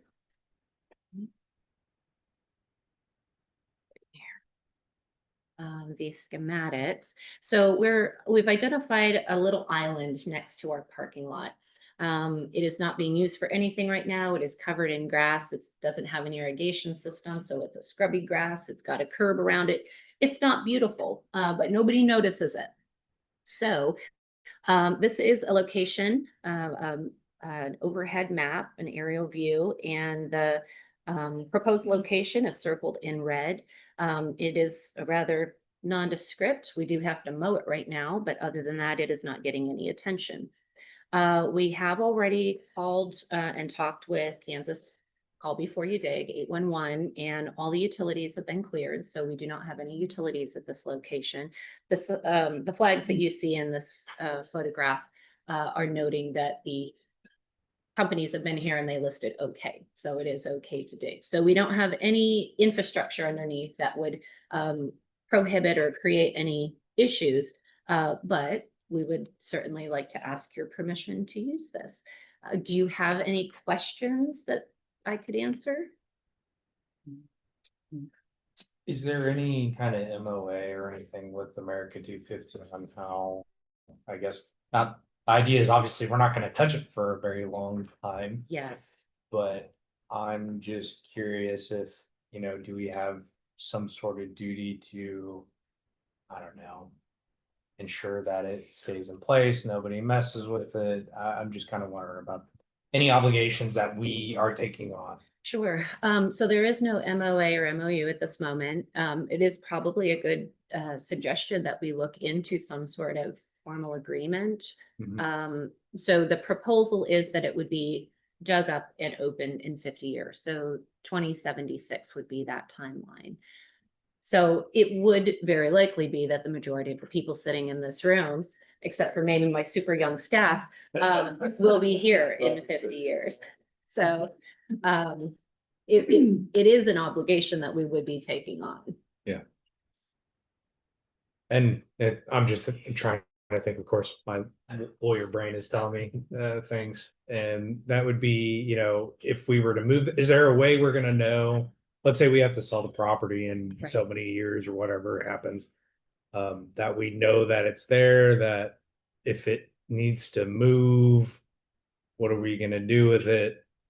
I'm thinking of those kinds of things. Sure. Yeah, and I think that is wise to think into the future that way. So there is going to be, the committee is going to fully fund, excuse me, a historical looking marker. Okay. Like a marker that will actually sit on this site as well. Okay. So there will be some sort of visual indication that there is a commemorative object in that area. But you are right. It is likely and probably something that we should consider of having some sort of agreement in writing. Yeah. And so if that's something that you'd like us to explore further, we can absolutely do that. And, you know, perhaps we don't need to make a decision today. Yeah, I mean, my thought also is if it's just donated property, if title transfers to us of all the stuff that's in there, then it's ours regardless. And we can do with it as technically as we see fit. Obviously it would probably benefit more of America 250 to have the agreement more than it would be the county. So my recommendation probably is to leave as is if it's just being donated. Do we know how the transfer of the property, is there any kind of signed agreement with that, or? Yeah, so it's going to work similarly to what our museum donations do. There is a form to fill out, and on that form, it's indicated that all of the objects that are donated are transferring property to the America 250 committee and will be under the oversight of the museum election. So it'll work very similarly to if someone were to donate a rocking chair to the museum. It's a different form, but it's the same language. Okay, and in that case, you guys don't have any agreements with anybody for just donating. I mean, it's just that form and that's it, That's right? correct. Yes. So, Could you maybe like on the legal description that's on the deed, if we ever sell it, that piece would be reserved, it couldn't. we could record Something like a that. document on there if we want to leave it there or take it with us. Leave it there forever, I mean, they want it there forever, Well, Oh, just 50 years. Yeah, that's the lifespan of this time capsule. And then somebody would open it. Yes. Yeah. And so then that would be the responsibility of whoever follows all of us. Yeah. To assist in that bringing up. So it's really hard to say who would acquire or assume that expense or that responsibility if Okay. we are not here. Yeah, we I think I mean, I'm okay with moving it, but maybe, by consensus, Jay could get the legal things resolved before we have to approve it. Yeah. I don't think there's any problems, but just make sure everything's in line. Can we? Because they don't hold them They can down. get it all figured out. So appropriate to use the space, however, we Yeah. need to come up with some formal agreement. Yeah. Or something in writing, so. Yeah, I think to really boil it down, just think of what the obligation is gonna be on everybody as we go through this process. And Okay, if we could just outline that, then we'll be good. okay. And will that be something, I'll work with you on that, Yeah. that will eventually need to come back to the commissioners to review. Mhm. Okay, perfect. Yeah. Okay, And Catherine, I'm sorry, one last question. Yes. Is there a timeline we need to be aware of in order to get well, this thing done? we do want to start collecting objects. We were hoping to do it by the end of May. However, it's not been advertised to anybody yet. Okay. So right now, the timeline is really just internally with the small subcommittee for the time capsule, so we can extend it if we need to. If we need to maybe kick off collection on July 1st or July 4th with that commemorative date. The ultimate goal is to have it buried, or excuse me, not buried, but ready to go. We'll have an event in November in collaboration with some of the other museums in town. November 15th will be the public event. So then burial would actually be done at a date later on, and it wouldn't be a public burial. Okay. Yep. Thanks. Does that help? Yes, Okay. it does. Okay. Thank you. Any other questions? Okay.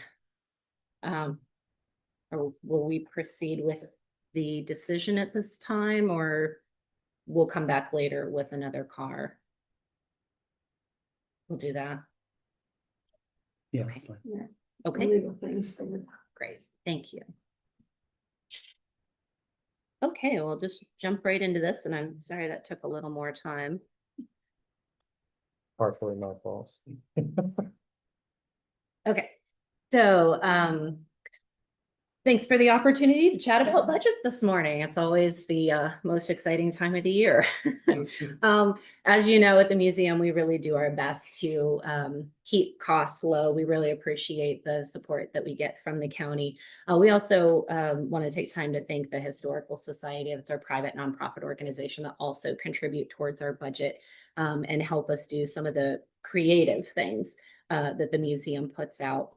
So with our personnel, it obviously has increased. Just as a quick reminder, and I know you already know this, but we have 4 full-time staff members at the museum, and then we do have set up to 5 as needed and 1 museum weekend museum assistant.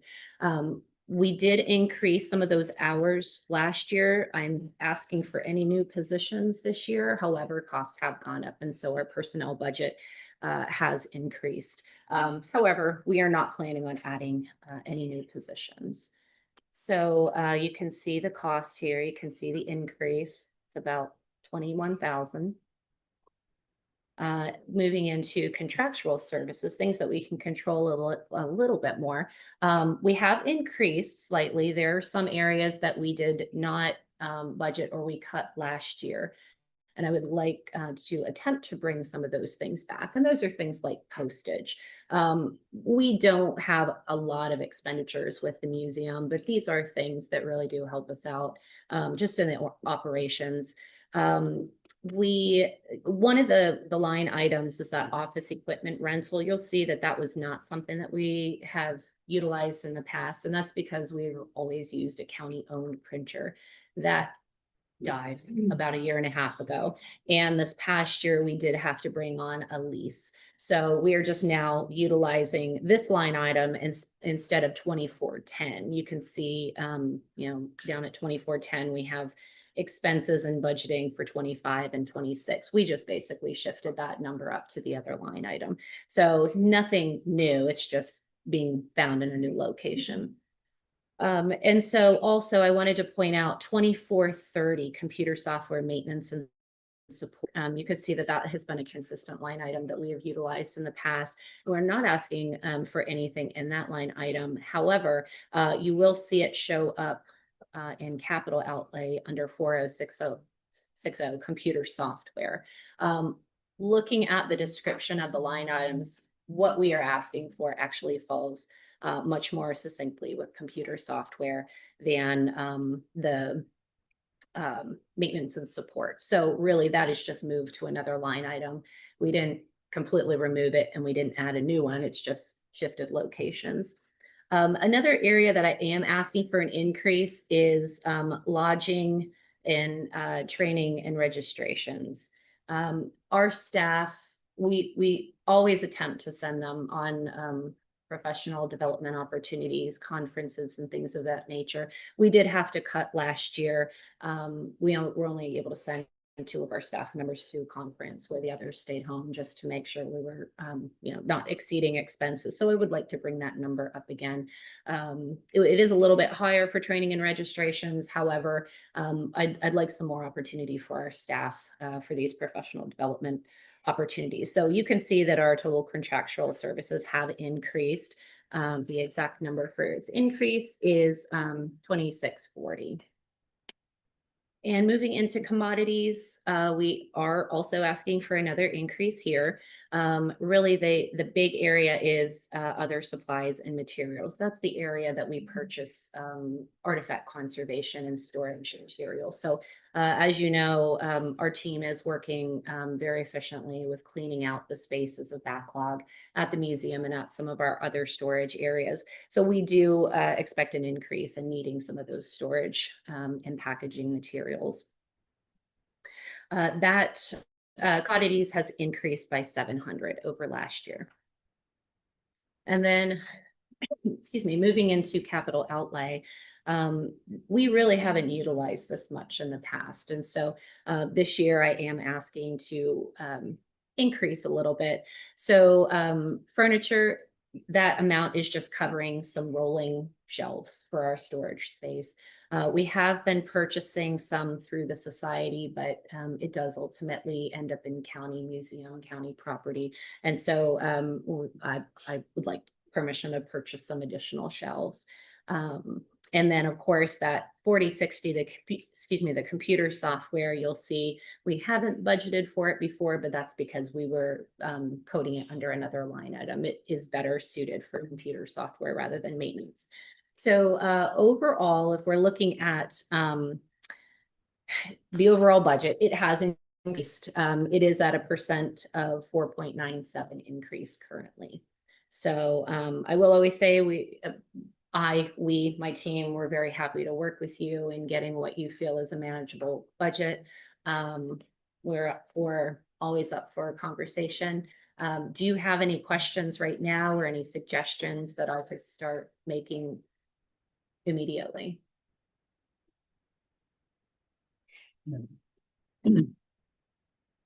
Okay, then.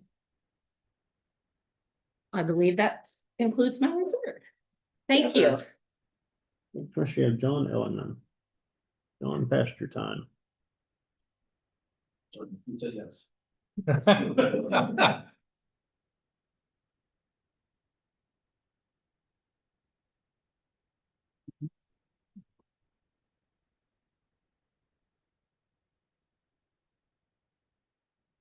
Yeah, Public Works budget up front. So first, good morning, John Ellerman, Public Works. With my budget presentations, I'm not going through. I think you can go through there if you have any questions about what's on some of these. I'll run through the memo fairly quick. For salaries, you know where that is. No COLA included, so there was slight increase in salaries. We have not showing all of it, are we? Well, you are up there. Okay. So I kind of separate this a little bit between Parks and Public Works. Parks Division is at 171,700. It's a little bit increase from last year. Public Works 3 Cs have gone up, are sitting at 4,243,400. and it's about 94,550. I like going through here and picking some of the changes in the line items by that at $5,000 or more. I won't go through all of them, but some of the bigger ones were like vehicle insurance. We were told to budget 11-12% or more. That cost us a big increase from 80,000 to about 101,000 in insurance of our vehicles. Traffic striping, I did decrease it from 230 to 200. That will just, we'll stripe less each year. We were trying to get about 100 and so miles. We're trying to get all of them in. Last few years, we were about 100 miles of striping. So we'll have to go out each year and check and see where the condition of the striping is and how much it wore out over there to see what we need to stripe. So that's been decreased. Repair and maintenance of vehicles, even a little bit older, or maintenance of building and ground, I'm sorry. Those increases over the past 3 years have been running a little higher than what I've been budgeting. So it went from 8,000 to about 15,000, and that's taking care of landscaping and mowing and some of those that David's crew does, but gets charged back to the buildings maintenance budget, building fund. Commodities for sure, fuel and lubricants gave me a little bit of heartburn trying to figure out where to go with it. I think we're using 50,000 gallons of diesel and another 30,000 of unleaded. Trying to figure out where gas prices and fuel prices are landing. Last year I reduced it down to 425. I'm putting it back up to 450 and hoping, crossing my fingers that that's going to be enough for budget wise. So aggregates, I didn't increase them, but 350 to 360,000. I could have really used a whole lot more. Aggregates difficult each year. They've been going up. We're paying quite a bit more a lot this year than we were last year, and they're charging a fuel surcharge right now. So as long as the fuel prices stay up, we're going to get increase in material as well as in surcharge for delivering it. Asphalt seal materials. So when we lost our truck, we stopped sealing and started bidding it out. This year's bids were up over 400,000 for 10 miles of road. That's where I kind of put that seal to do those seal things in there. And asphalt maintenance materials was the crack seal and patch materials. I did reduce a little bit just for what we've been using and how much we've been using over the years.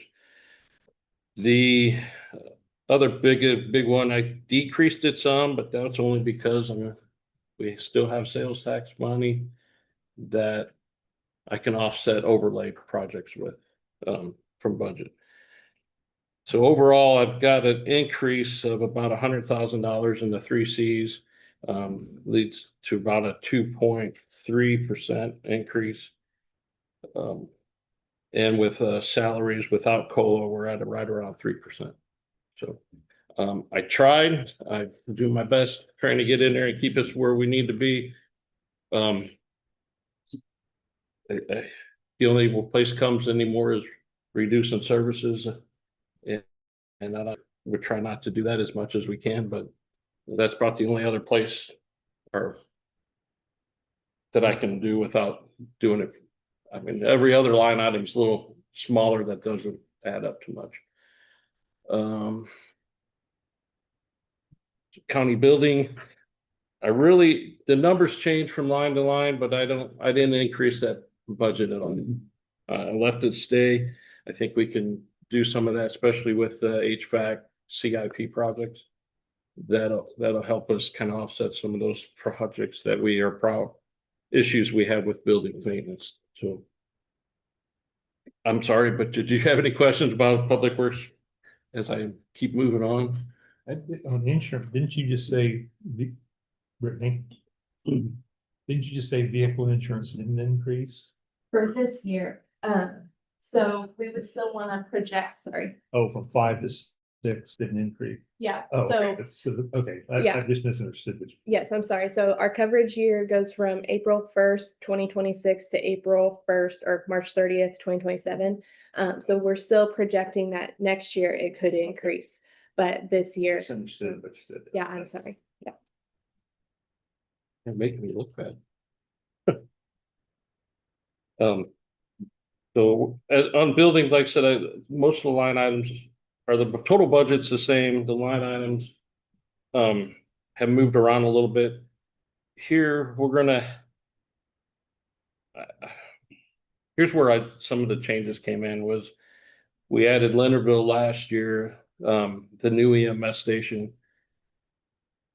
Basically, 302 was the old station, now it's become emergency management fire, so that just kind of moved those up and down.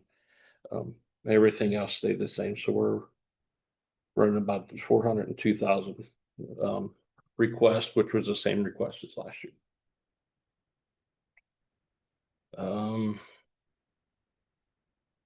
Auction fund, this is always fun. This is an expensive, I think excessive budget for trying to get rid of old furniture and stuff.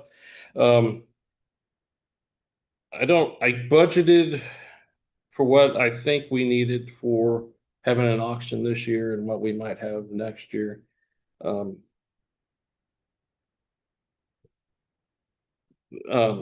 Yeah, so don't know how we're gonna do it. I think last year, our auctioneer said he wasn't either gonna do it or he was gonna charge us a flat rate instead of a percentage, since it was so bad. We do have a lot of stuff. Our containers are full. We're moving more material or more stuff out there tomorrow on Wednesday. So basically, then asking 231, almost 232,000 for budget. Auction budget.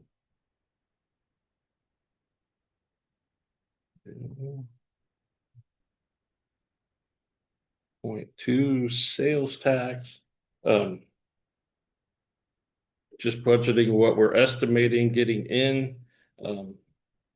Tried to line out what projects we have coming up and where they are in the queue and what future projects that we'll start next year. So just want to have all the money, all of whatever we collect available to use whenever it's ready to be used. So we're sitting at maybe a little over $4 million to start the year.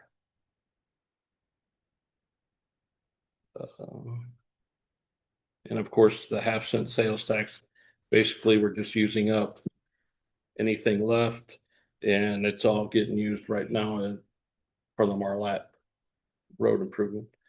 We should be doing field checks here soon and maybe close to bid time at the first of the year. Any questions about any of Public Works road, those budgets? And thankfully, I'll let Evan and Lori take care of all the rest of them.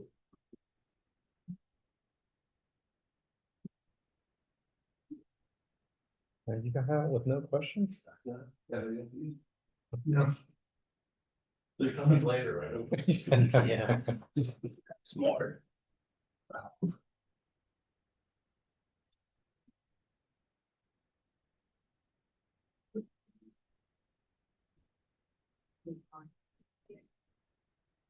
Brittany, I was looking through the email chain about the lineage.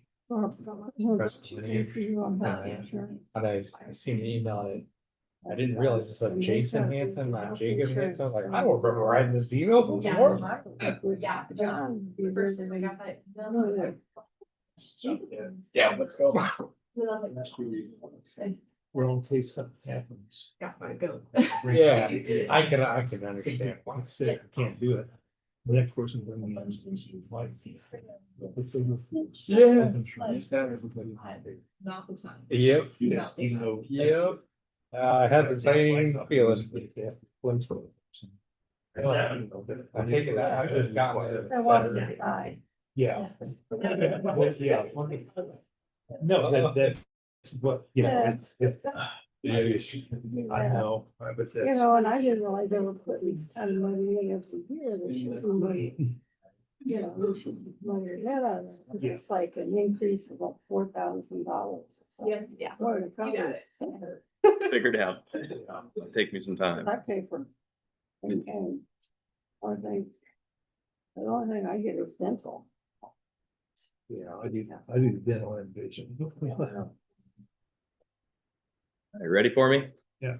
Hey, good morning, Evan McMillan, Public Works. I'm here today with the 2027 solid waste budget. So as you all know, this budget operates off of, or it's self-funded, I guess, based off of user fees. So the total budget for this for 2027 will be $4,046,000 roughly. The estimated revenues for 2027 budget use $64 a ton, what it's currently set at. I wouldn't be surprised if this increases at some point. If you recall back in 2023, we raised it probably pretty substantially, and with the expectation to raise it again in 25. So we've been making it work, but that's a discussion for another time. Personnel services increased roughly by about 28,000, primarily coming from insurance costs and slightly coming from actual salaries. The contractual services is about $250,000 more than what was shown in 2026. Again, that primarily comes from operator costs for our hauler. Every year they have a CPI increase based off of the waste industry, and recently that's been higher than usual. So commodities is around $10,000 less than the 2026 budget. This decrease is primarily from just historical expenditures, and then also trying to allocate some of that money towards paying off the new tipping floor. So capital outlay in 2027 is approximately $213,500, which again is earmarked for any unexpected equipment or facility repairs, as well as paying off that new tipping floor. That is it for solid waste. Do you guys have any questions? Where are you on the tipping floor project? So our final walkthrough will be done this Friday. Oh, I and thought it was getting hopefully, close. yeah, we're getting close. We've had some delays, so we're excited to have it open. Good. Okay, thank you. I've recruited some help, so. no worries. Good morning, Commissioners. Lori Muir, Public Works. I haven't worked this before.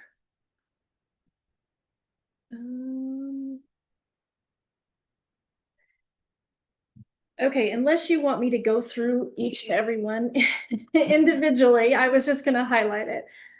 As you are probably aware, the benefit districts are primarily funded through user fees. We do have 4 districts that levy tax dollars. They are University Park Water and Sewer, Terra Heights Sewer, Valleywood Sewer and Stormwater, and Carson Sewer Benefit District. We are currently looking at possibly increasing some user fees on some of those, and we will bring that back to you if we have to go that route. I do want to mention that the tax dollars that have been levied for those 4 districts have not been increased for more than 5 years. So those people have been steady, other than user fees, they've been steady tax dollar wise. So we're not asking for any more out of any of those again this year. Let's see. We have come up with an operational budget for Keats Sewer for 2027 because it's going to be in place hopefully at that time and running. We anticipate we may have to amend that budget. Just we don't know where we're going to be at this point. And Brittany's been very helpful with trying to come up with numbers, but we're kind of pulling them out of the sky. The main one I have to talk about is the landfill closure. That one, we were asking for more money. We decreased that request from the general fund for last year, thinking that KDHE was going to end our monitoring for that. We haven't gotten that. We haven't received that in writing yet. So until we receive that in writing, we're going to bump that back up from 10,000 to 20,000 request from general fund to cover all expenses. And hopefully we won't need that, but we may need that. So that's the main thing that I have to ask for. Any questions? Any of them you want to go over that maybe you've questioned in the past? Landfill closure, that's for our old one. The old one, and they're monitoring the wells. Evan might have to help me out here a little bit, but we're monitoring that for contamination, and it looks like everything's been coming out pretty clear the last few years. So yeah, hopefully we won't even need that extra money, but we don't know for sure. Yeah, so it was, I believe, 2024, we reached our 30-year post-closure monitoring period. And that's the minimum requirement for any closed landfill. You have to monitor it for a certain period. Since then, we've been working with KDHE. It sounds like they're going to cease that program, but until we have it in formal writing, I want to make sure we have enough to pay if something does come up. Lori, I just, quick question. Are you guys aware, are any of our benefit districts subject to any special assessments at this time? Do you know? Yes. Yes, University Park. Are there any others that are? I mean, that's not, you guys don't operate that, but Fairmont. So Yes. Okay, I'm just curious, thinking of other things, but thank you. Okay, and then there's a chance that Keats will have that too. Yeah. It just depends on what kind of funding we get. So. Any other questions? Thanks. Thanks, Lauren. What is that loud thing? Goes on all the time. What is that? The AC unit. No, it's the water cooler. Oh, it is? Wow. That water cooler makes that all that noise? Yep. That's- Wow. The gear over it in here. You need to put it in its own little compartment. Soundproof, okay. Okay. That's it for the agenda, except for the luncheon, of course. I'll go ahead and make a motion then if you like to in the meeting today after the county officials luncheon. I'll second. Then moved and seconded that we will adjourn after the county officials luncheon. All in favor? Aye. We'll see you on, come on. For some AJ's Pizza.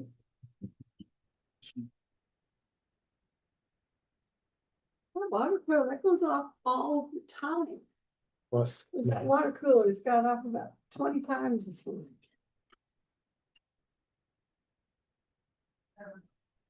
I don't think anybody's used it since I got water from my tap. I don't know. You can unplug it during the meeting. Well, that's true. Well, It makes a lot. it just, Then it wouldn't, you wouldn't. it's just, you know, it's nostalgia from our last place. Oh. Right? Is that what it is? Yeah. we're And it just- doesn't run very long. Yeah, but it's really like you can't hear. With that thing though. It's crazy. I thought it was somewhat like computer fan or something.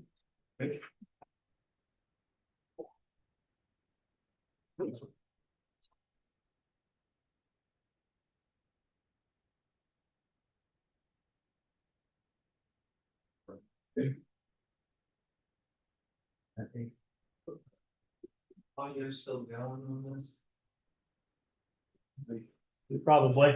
I think so, because the blue lights are still on. Outside. Yeah.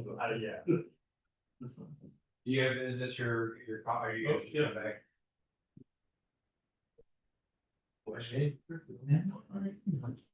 One spoon coffee with a new. That's your kind of hot, that won't be. Okay.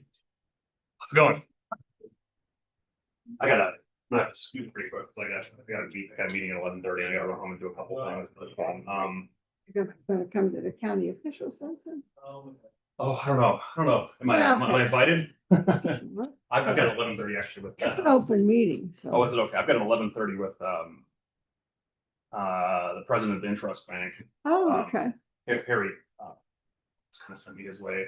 okay. It's actually Harry Watts' nephew is the president of the bank. Okay, you wanna go in my office? Sure, yeah. I mean, I just, again, nothing, we're not talking about anything official. I'm just trying to meet people and. Yeah. And they ask me if things go well for a donation, or at least consider giving me a donation. Yeah. Yeah. I would like to come on, I would like to do one of the. I just can't, I can't today, but I mean, it sounds like those like topics are discussing or. Well,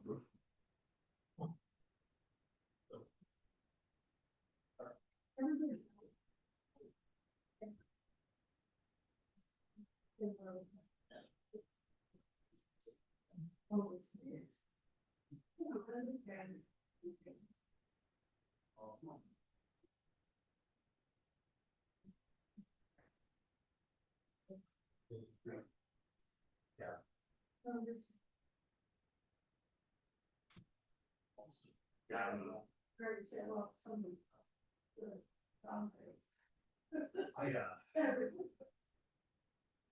Yeah, I don't guess that's pretty bad. Fascinating.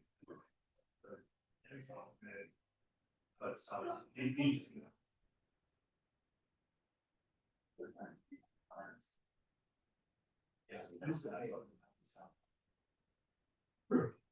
I do too, I just go ahead anyway. Either thing out, I do.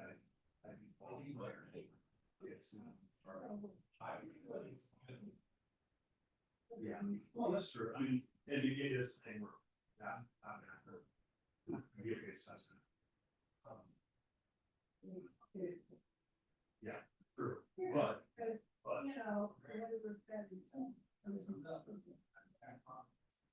Sure, sure. Is that by design? That. Keep us on in place. Yeah.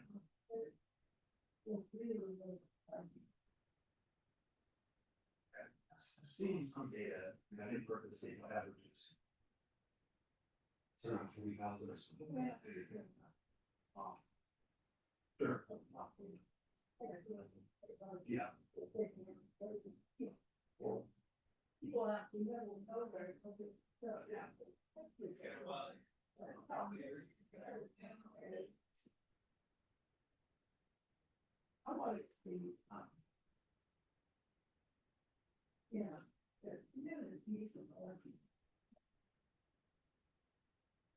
Yeah, I mean, and there's two sides to the coin. There's two sides to the coin, though, I mean. There's time, so then, you don't want people just take a job, salary, the salary's too high. But it's more. It will be more interested in. Okay, yeah, somebody has certain jobs or actually, when you don't here. I just think it's hard self, like a working at administrator. Some of the administrators can be on the table. They're like, he has 180 hours, 190 budgeted longer. But so that means that I think we get all this something. That I would be.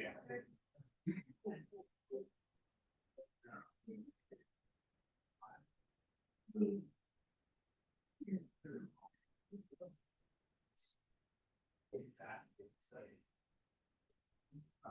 I mean, on the Austin, they make way. There's the yeah. First of all, we figure out finance and then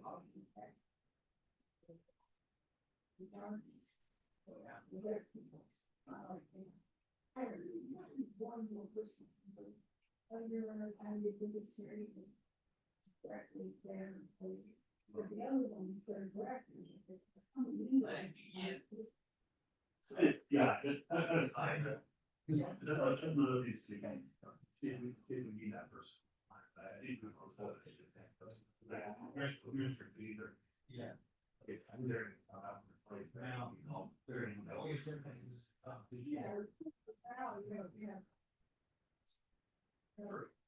And, you know. Yeah.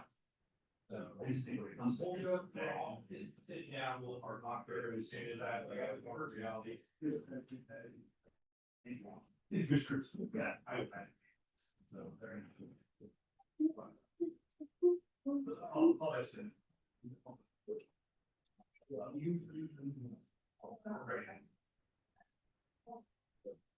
I'll listen. You.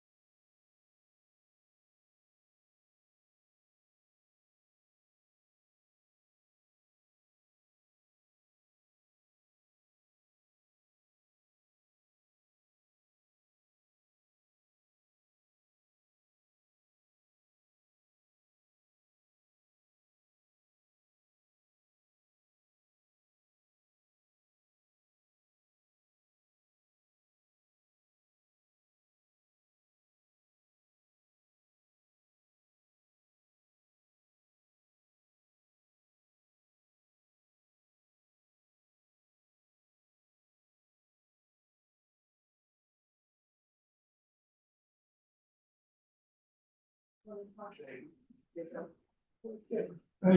want me to start off?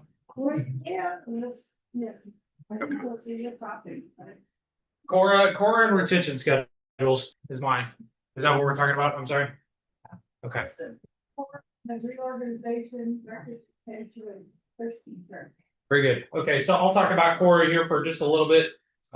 You all are obviously intimately familiar with Cora and its requirements, but I just thought, given that we did a bit of a refresher on Coma in one of our department head meetings, I figured we also do a refresher just on Cora itself. Make sure kind of we're all on the same page. So one of the first points I would like to bring up with Cora is, when you get a Cora request, how do you evaluate it? What do you look at? And the thing I would mention that you should really pay attention to is if the requester is asking for a public record, and a public record is defined in the statute. And I don't have that definition. It was supposed to load on my freaking iPad here, but apparently it did not want to. So, but the definitions on the statute is 45-218, I believe, if you want to look at what that definition is. But that's the first thing you got to do. When somebody's asking for a record, you look at, well, is the record they're asking for actually a public record? You'd be surprised probably sometimes that isn't the case. A lot of people just ask questions also. They're not necessarily asking for a record, they're just asking questions or interpretation of documents. That's not appropriate under a Cora request either, because it's strictly the provision of records that the county keeps. And that's the purpose of Cora. So when you receive those Cora requests, that's something you should look at and determine whether or not you're subject to. A lot of people pay attention, of course, to that 3-day time frame, a 3-day window. That is not actually to provide the records. It is also, you can do a detailed explanation of any delay. And the county of our size, I'll be surprised. I mean, there's some routine things that you can get it within 3 days and provide it. And those of you know who you know, that's applicable to. But otherwise, you don't feel obligated that you have to make the 3-day window work. You do not. All you have to do is respond or include me, and I can help you in that. And that goes for every piece of this when it comes to Cora. If you have questions, if you're not sure how to approach it, just reach out to my office. Myself and Michael are more than happy to help guide you through the process. But back to the 3-day rule, you just have to respond and give a detailed explanation of why there's a delay. And justifications for that delay is simply, you're not staffed to have it done immediately. You have other duties that you are needing to get done. Maybe the records that they're requesting are extensive and you're going to need more 3 days to compile it and put that information together. There are many justifications, many reasons that the 3-day window doesn't work. And which is why usually I would recommend, and if you ever include me in on these conversations, that we start out with, I mean, if it could be a week, 2 weeks, a month, 2 months, depending on what's asked for, that can be completely reasonable. So I just invite you to keep that in mind when you're talking about Cora and how quickly you guys need to respond. So if anybody has any questions while I'm talking about this, I'm happy to answer as it goes. So there is the fee schedule is really kind of the main thing I wanted to talk about, and really what's majorly changed recently within the last year. And prior to the recent law, we were able to essentially dictate what the fees were going to be as long as they were reasonable. That is no longer the case. What we have to set our fees as our actual cost. So it has to be related to a cost you are incurring, and then staff time. And then for it to be applicable to staff time, you have to use the essentially the least qualified individual's rate. And the rate has to be their hourly rate, not plus hourly plus benefits. It's just hourly. And that is specific in the statute. So you have actual costs that we can charge for, and then staff time. And that is it. Before, we were able to make certain charges for certain kinds of documents and certain I don't know, certain kind of media if they were searching for, which you can still charge for, but it has to be actual cost. You have to tie it back to that. If you can't tie your cost or your fee that you're gonna charge somebody back to an actual cost you're incurring or employee time, do not charge it. You cannot charge that kind of fee. Which that kind of conflates with the resolution that we currently have in place, as you all are aware of, that has like a set fee schedule. That fee schedule could be still applicable in situations that aren't related to core requests. But most of it is. I'm not really tracking what kind of documents that could be outside of Cora or what that could apply to, but I'm not gonna get up here and say I know exactly every kind of document that is being requested by everybody in the county. I have no idea. But for the bits of information that I am included on, that fee schedule is gonna be applicable. Okay, because of this new law. So like informational queries, I think is one of those costs that's in there. The query, they tell us the data they're looking for, and you have to run a specific query depending on what they're asking. You're saying we have to charge based on an hourly rate, not just a flat query cost. That's correct. I mean, that's not core, I mean, If it's not treated like a core request. Yeah. It's just information. We have different vendors across the country that ask for specific information, regularly. Yeah, when they're asking for specific information, they're not asking for a record. It's a multiple, it's data, so it's applicable to all 24,000 parcels in Yeah. Riley County. So if it's just data, then that sounds to me like that would be a core request, because they're looking for things that we have public record, that would qualify as a public record. Okay, so we're still treating it as an hourly and not just a. Yeah. Now, there is an exception for being able to charge for computer services. Right, and so it's a little vague on what exactly qualifies as computer services. But in my review, I think it would be similar to if we have files offsite somewhere else and we are charged to go get those files and pull them out of a system, database, whatever. And if we're charged on that, we can reflect that charge onto the request because that would be your actual cost. So, like I said, as far as that's still public record. If they're just asking questions for interpretation of documents, that's outside the scope. So that core doesn't apply to that extent. I guess you use your best judgment on how you want to approach just questions from the public, because that often gets commingled in core requests that I see here. Is you see people ask for the records, and then they want you to tell them what's going on and how do you interpret this and why is there a distinction here? That's not required. It doesn't follow the same rules as what's under core. So there is an important distinction when you're dealing with those that I just ask that you guys be aware of. Any questions as far as the fees go and what's applicable, what's not? What about the actual open records request form? Are we to continue to use that? Yes. Yeah, as much as we can.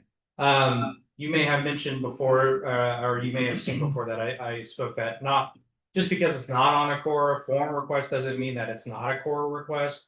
But what you can do in a situation like that is just say, hey, I recognize this. This is a form you need to fill out to officialize this request. And you can do that.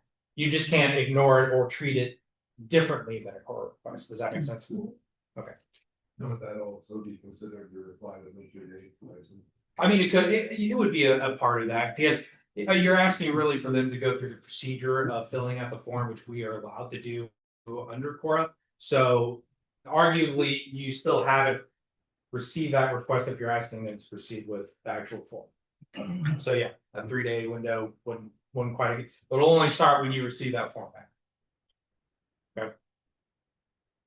So that's more or less what I wanted to talk about with Cora. There's not too much more that I think you all aren't already tracking or aware of. If you have any other specific questions about Cora, always happy to answer them and work through them. If you run into a situation where you're like, I'm not sure if I'm allowed to disclose, I'm not sure what, I need to discuss or how to charge, please loop my office in. we're more than happy to work through that with you.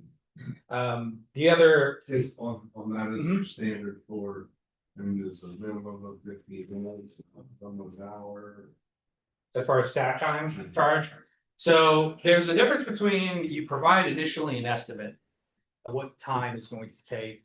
And then you are obligated to refund any of that amount that you don't use up. So I would caution you always under just a bit, estimate your fee, your time that you're gonna use, right? Just to avoid that issue particularly. As far as breaking it up into 15, like mandatory $15 or 15-minute increments or 30-minute increments. Cora doesn't really consider that in its fees. Again, it just says actual costs plus staff time. So I think it has to be staff time actually worked. I don't think we would likely get challenged and lose if like, let's say we have it at 30-minute minimum. Even though it took you like 10 minutes, you still charge a 30-minute minimum. That's probably not gonna work. That's not gonna work. Does that answer your question? Okay. So the next topic I want to just briefly talk about is retention schedules. Records retention schedules. I'm not sure how many of you are tracking on that, but there's a requirement as a county to follow the retention schedules that is put out by the Kansas Historical Society. And you can find those schedules online. They have a list where they have a pretty extensive and comprehensive list of what records apply and what to what schedules. So if you are looking to destroy, delete, amend documents, make sure you're checking with retention schedules first. Okay. There might be a likelihood that the retention schedule just says, when you're done with this kind of document, delete, destroy, you can do whatever. But I just would ask, definitely look at the record retention schedules. If you're not sure if one's applicable, another reason to loop my office into that question. Okay, if you're not sure what to do with them. Because sometimes they can be a little tricky. Sometimes records can meet multiple different retention schedules. So, and usually in that case, I would recommend that we go with the most restrictive option.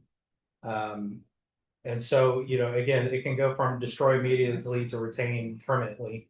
And then we move it on to the Historical Society as an option. We can pawn it off on them instead of us retaining it.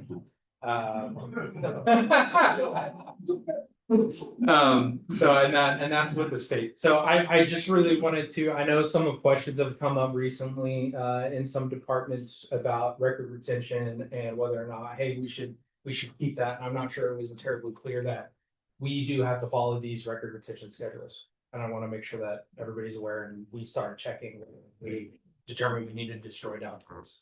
Whether it's paper versus digital, I mean, if we still have the record and the digital file, that would suffice. Yeah, that would suffice. That is correct. As long as, you know, we can maintain access to it or get it in some sort of way. So. All right, I think that's just about all the points I wanted to make here. Unless anybody else has any questions, thoughts on Cora or record retention. Amy. I do. Yeah. Since we've talked about it. Yeah. So basically, does my office do everything for free now?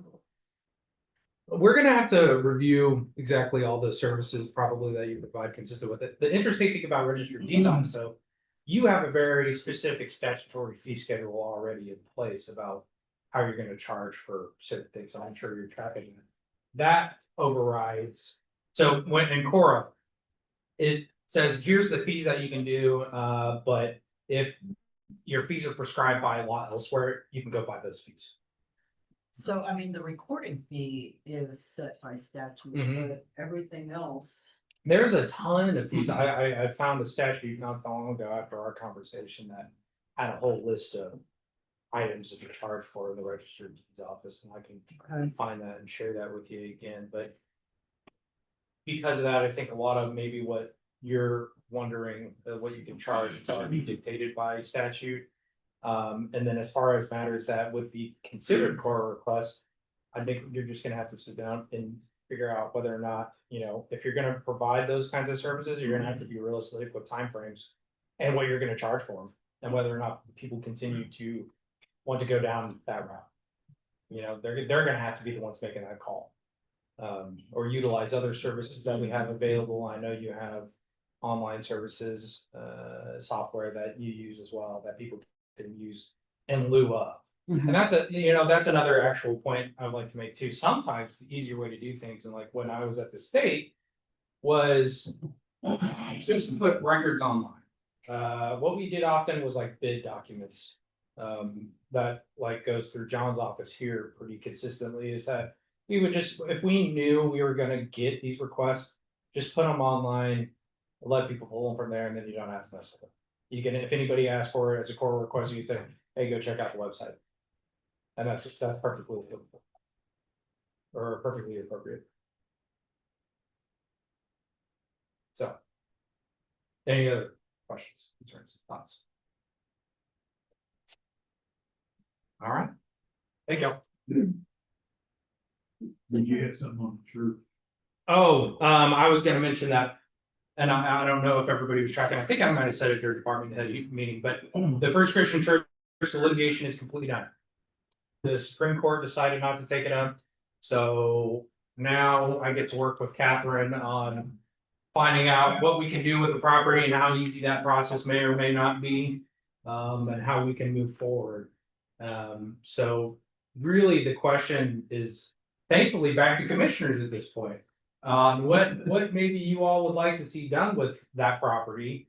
I would encourage commissioners to start thinking, and maybe even at this point, if you guys want to talk about what we can do with that property, now may be a good time if you're able to.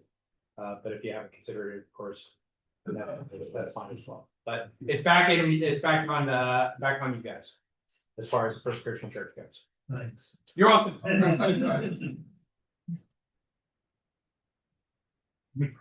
We did have that one church say they must be interested in it. Yeah. Made any more contact with them? I believe Commissioner Funky had reached out to them. I don't know if we've heard anything since though. I said that they could come in during public comment and get on this, the agenda, and I haven't heard from them. I probably should go back to them and see if it's, yeah, that was the Vintage Church that said they were interested in purchasing.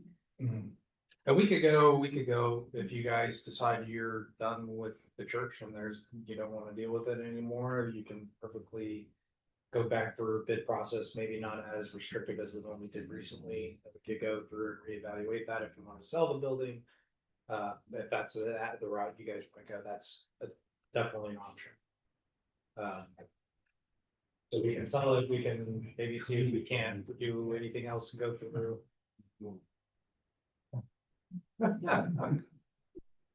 We'll check out other means in the meantime. Yeah. That's all. At least the school records, because there's, it's really solid in there. That is true. A lot of the stuff was pretty full from there. Yeah. But what? So obviously, I mean, that brings up the topic of judicial center. I know commissioners have been very outwardly spoken about that being a priority. So I think that gets back on the table with how you guys want to deal with that particular piece of property. And I don't know when that's you in, I know they're listening on. The judicial center Yeah. study. Yeah, I'm not. Right now, they're meeting with each department. So the county attorney's office, community corrections, police department, and courts. And they have a preliminary space kind of evaluation done. And so they're just meeting with us each individually to make sure what we want is really what we want. I think they have, last Monday, there's 3 departments I have been able to speak with. Community corrections, the county police department, and the county attorney's office. They were going to get those meetings wrapped up this week. And then it's give thumbs up, thumbs down, adjust spaces, what we need, then finish the preliminary findings, and then I can get in contact with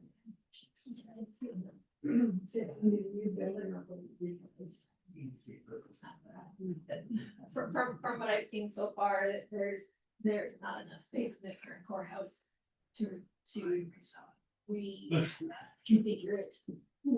That one or the Christian church. For the Christian church, I think. Well, besides parking, it's, there's really no separate kind of flows that should happen between public restricted space for security. Yeah. As security as a moving the detainees. And all the different things. Let's move it along. You know, I'm sorry, what's that? I haven't heard a date in the studies, but I know that they were moving at our pace, and so. We have people who are driving those. Yeah.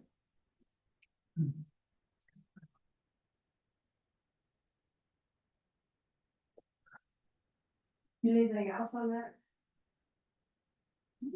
I don't think I have anything else to share. Other than we did the legal part's done, well, at least the litigation. So it's good news. It's a step in the right direction, you know. Dream on. Yeah. So, all right. So, let's say.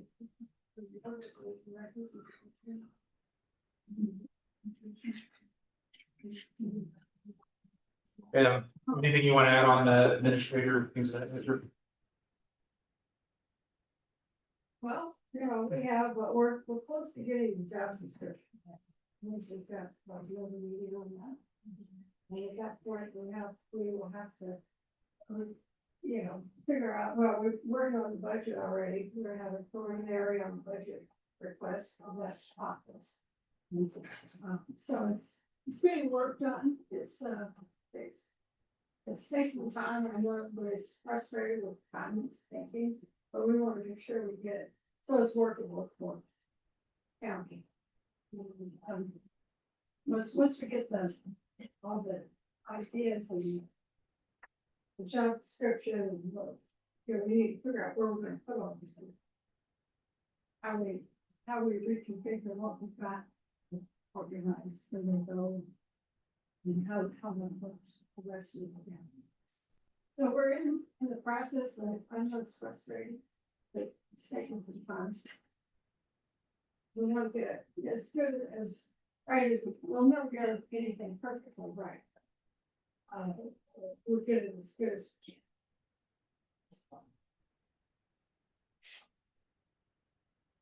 can. Any other, John or Greg, do you have any comment? Anybody else? You may have put it out there, I just haven't heard it. What's the time frame that you would like to have him or her hired for that position? Their first day, we have a time frame on that, or? Well, we need to figure out where we're gonna put them first. I mean, it's hard to hire somebody and say, oh, we think we're gonna make an office for you somewhere. Sure. You know, that's a little tough. And, so that'll be the way it's chosen. So we can do something temporarily. And you'll need it. So it's not too early to say we're gonna appoint at this point. Yeah. It'll be sometime early 27. And after we get the job description, we really got a timeline. Not just that, there's a lot of other things that after you're done. Well, but this getting the description done is the first thing. We gotta figure out a timeline of when everything else is gonna happen. Early 27 is a fair enough answer.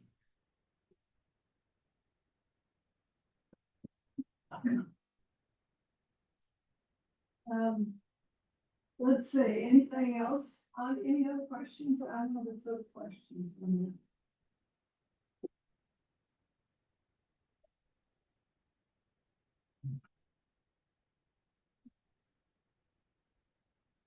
Let's see, records retention. We can do general department questions Yeah. or updates. I'm glad you think. Well, we can talk about the health department. What's going on? We are moving forward. Our meeting with supervisors this afternoon, we met with Michelle Reed and I met with all the the leagues last week, had good meetings. So we are making some changes that needed to be made, in the clinic mainly. We did appoint 3 temporary leads in 3 different areas, so thanks to Elizabeth and her help with that, Michelle and I kind of got that going, so, yeah, learning the ropes, helping them out, trying to clean up some operations that needed to be cleaned up, so you're an interim, so can make a lot of changes, but there are changes that needed to be made that with staff input, we got made pretty quickly, so.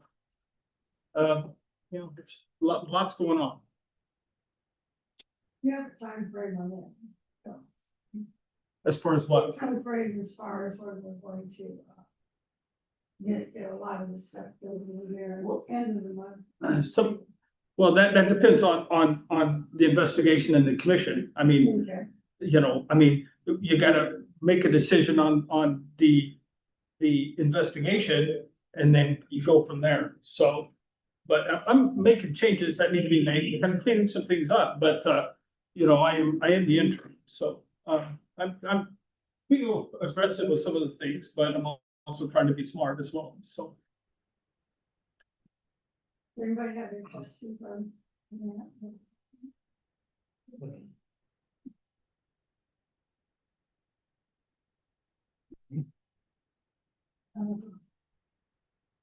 Well, let's see, what else?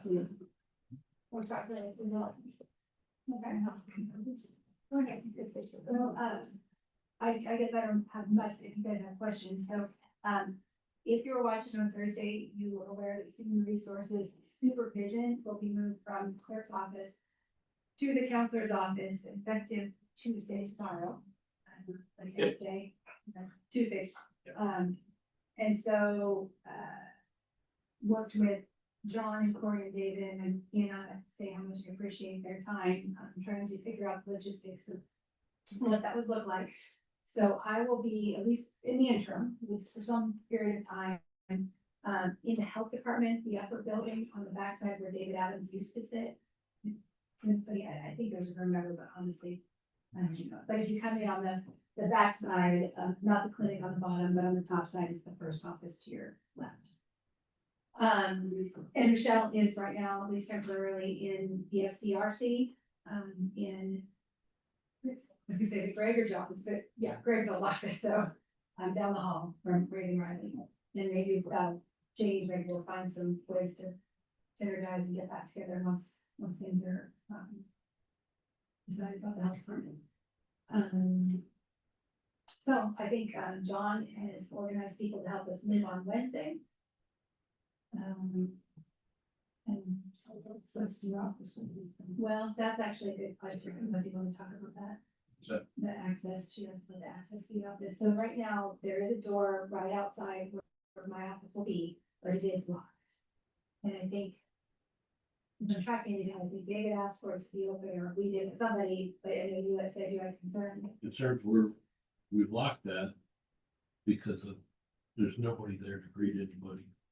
And somebody can easily roam the building without anybody seeing. So that's my major concerns about leaving that open during the day. That there's nobody there, nobody can really see, especially with all the doors closed, no one sees and knows who's around in the building. Yes, I suggested to David, Commissioner, that we need to make a decision on that. I think employees need access to HR. And we can't get that. And that's the way you expect them to come in instead of that way. I mean, I guess that's that general thing. I mean, that's why I understood. I mean, that's why I figured, but the security way is wide enough to open something. And that box door can be open on there, but. Well, for that, you should put a lock under the word with your key fob with the key fob. You could change every employee to have access 8 to 5, Yeah. something like that. Didn't see you. Must be not touching. Yeah. But a key fob. The back door already has card reader on it. We can set business hours or working hours time zone on there that would allow staff to get in between during the hours of operation. If they wouldn't be able to after 5 or on weekends, but we can set it up in a way that they will be able to card in or badge into that door while we are open for business. And maybe also put a sign up that says, you know, human resources clinic is human resources access. Employees only, clinic must be, yeah, clinic must be accessed from the east side of the building, lower level east side of the building. I mean, sign only do it so much, but I think that's, you know, but it gives them some direction. Push people go to the clinic, that's what they used to do then. Right, right. I mean, as long as it's logistic and meets your concerns, and I think. I don't. And as long as they. Still does, we're just limited to employees. Yeah. Well, we do have people sometimes come in, but they'll probably end up getting the clerk's office anyhow to ask, so. They'll probably have to actually get into school, yes. I mean, police employees have to have access to HR to be functioning. There'll be an information app sent out to all staff, because we've already had staff members come in and try to coordinate meetings with HR and find out later of they're going to be engineering, they did not know. So is there anything maybe coordination of kids and all staff? Nancy Grape shaking his head. I mean, I figured that was already in the works, but. Gotta figure out the statistics first, and so I mean, we didn't know until, on Friday, Thursday afternoon, when it would be effective, we didn't, wasn't sure how the floor lock would work, so. I mean, I'm able to do that, once we, if we're good on the things, I think it's a good idea.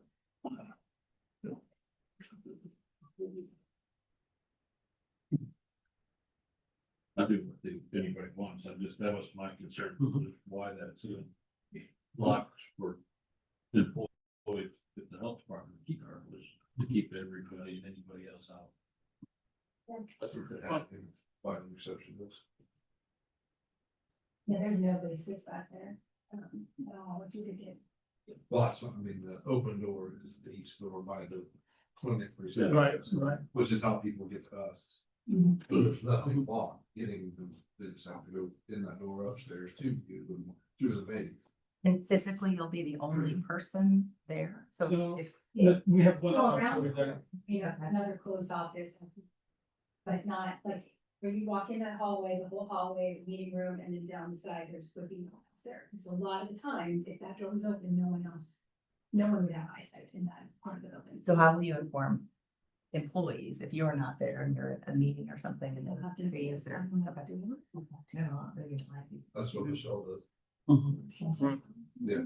You want to like the help for, yes, one of those signs on the door. The doctor's out. I mean, it's good we're having a conversation, because that's not, not stuff but we haven't had to do that. Well, when people come to see you, do they usually call you first or no? Yeah. Okay, well, and, you know, one of the things we've always talked about is that it needs to be a private conversation, so.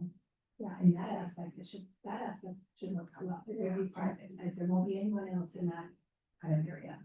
Well, so maybe the signage, you know, even some of those stand-up signs, you know, this way to HR, this way to clinic or something like that.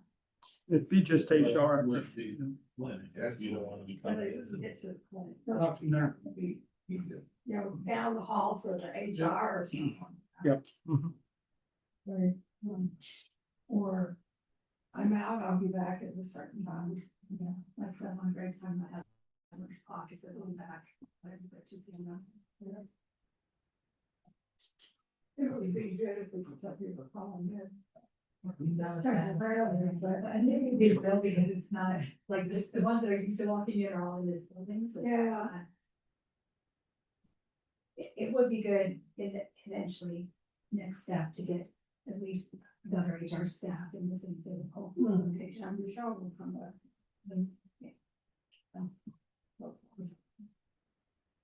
She comes in, what, on Fridays? Yeah, we both come in, but on Fridays.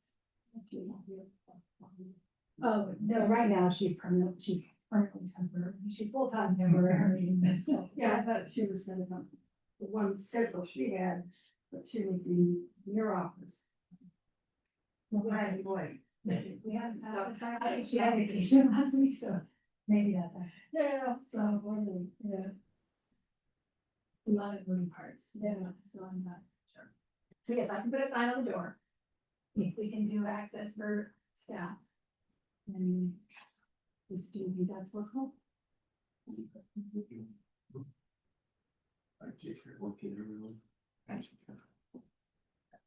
Or if we want to make sure maybe Michelle's and I to be able to get in after hours. Yeah, very different for you. Mine as well, somewhere. None of that will change. Okay. Any other concerns or questions or things your employees in your department tonight? So after Michelle's done with what she's doing with the health department, she's gonna remain out in where she's at. Well, I wanted to talk to the commissioners about that, but David and Michelle and I just talked so briefly this morning about the possibility of trying to get us in the city location. There's another office across from where I am. It's kind of where the COVID contact tracers worked. But again, I have asked commissioners, so I guess I don't know. I think it'd be beneficial to have us in the same location, and I also, am requesting a staff person, which the commissioners will also have to decide on.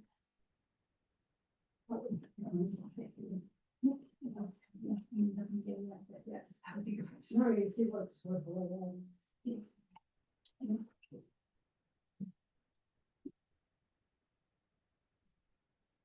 Well, we'll give it one pass. Yeah, and if anybody has any input on that, talk to one of us, or John.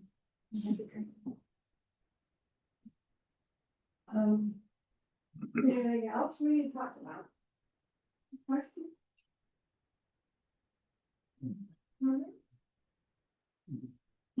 Move to adjourn.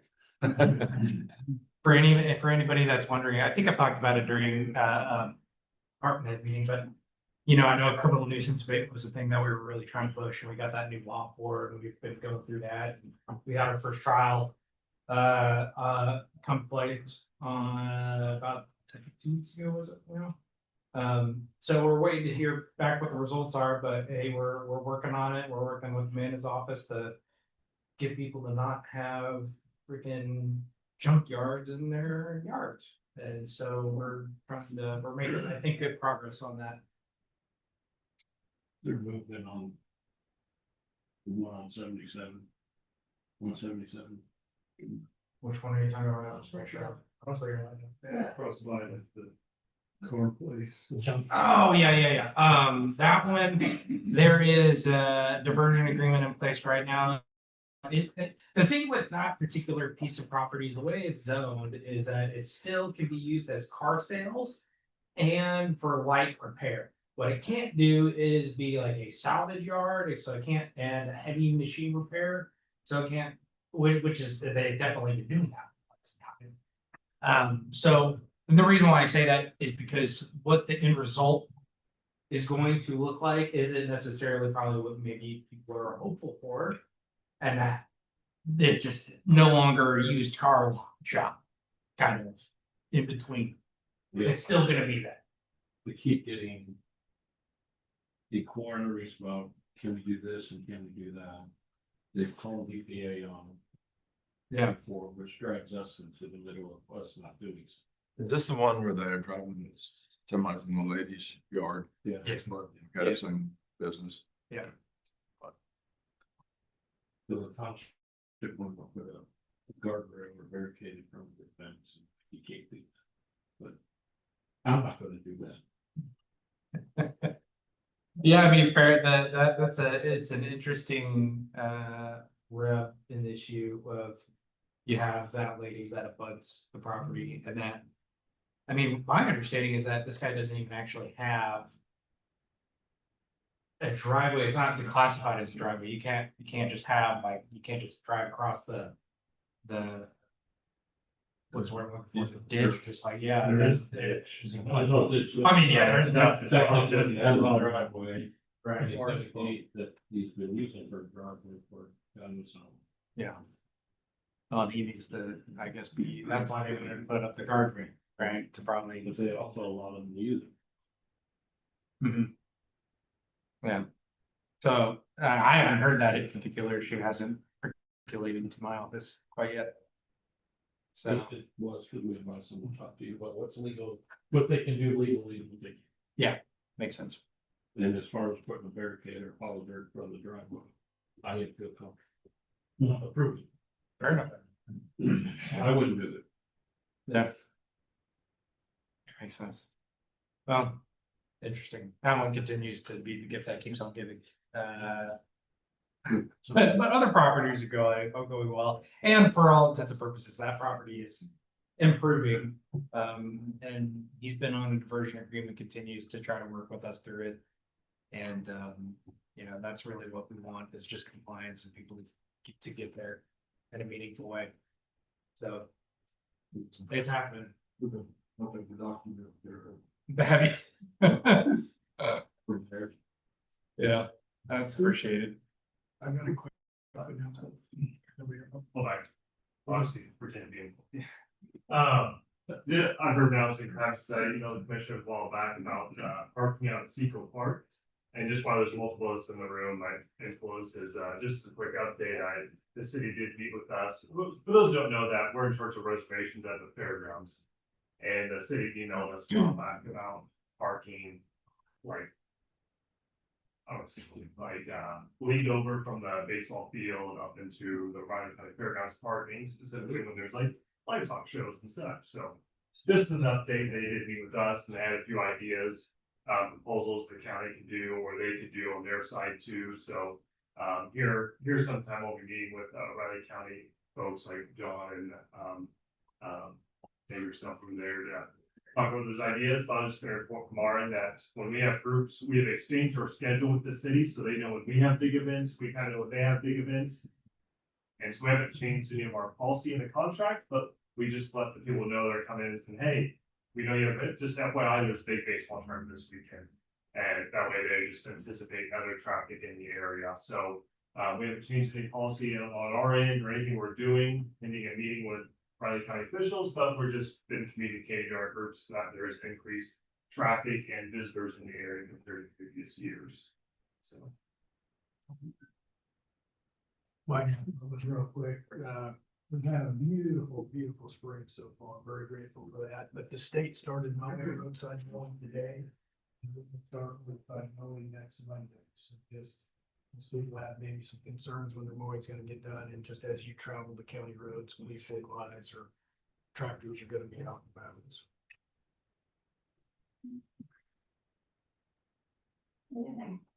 Anything else for discussion? It's a little bit fun. Noxiously floating it. Yeah, it's been a beauty spring, and everything gets its chance at the canopy, and most of us will get its chance here in about a month. Honeysuckles are coming out. Honeysuckles full bloom, that's, the state is working on making that, and not just. I don't, I got doing case started. Values are being sent to the clerk this week. What? Certified values are being sent to the clerk this week.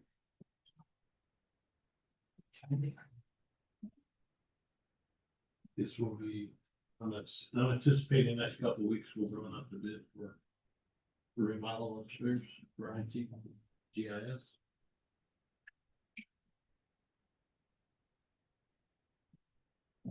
Any other announcements or concern? Okay. Meet your journey. Where these go? Say again? Where these go? It's in the house. We get that, around. Oh, I don't. The line is, but I always said things. What's behind me right now? Really? Oh, yeah, I had lost.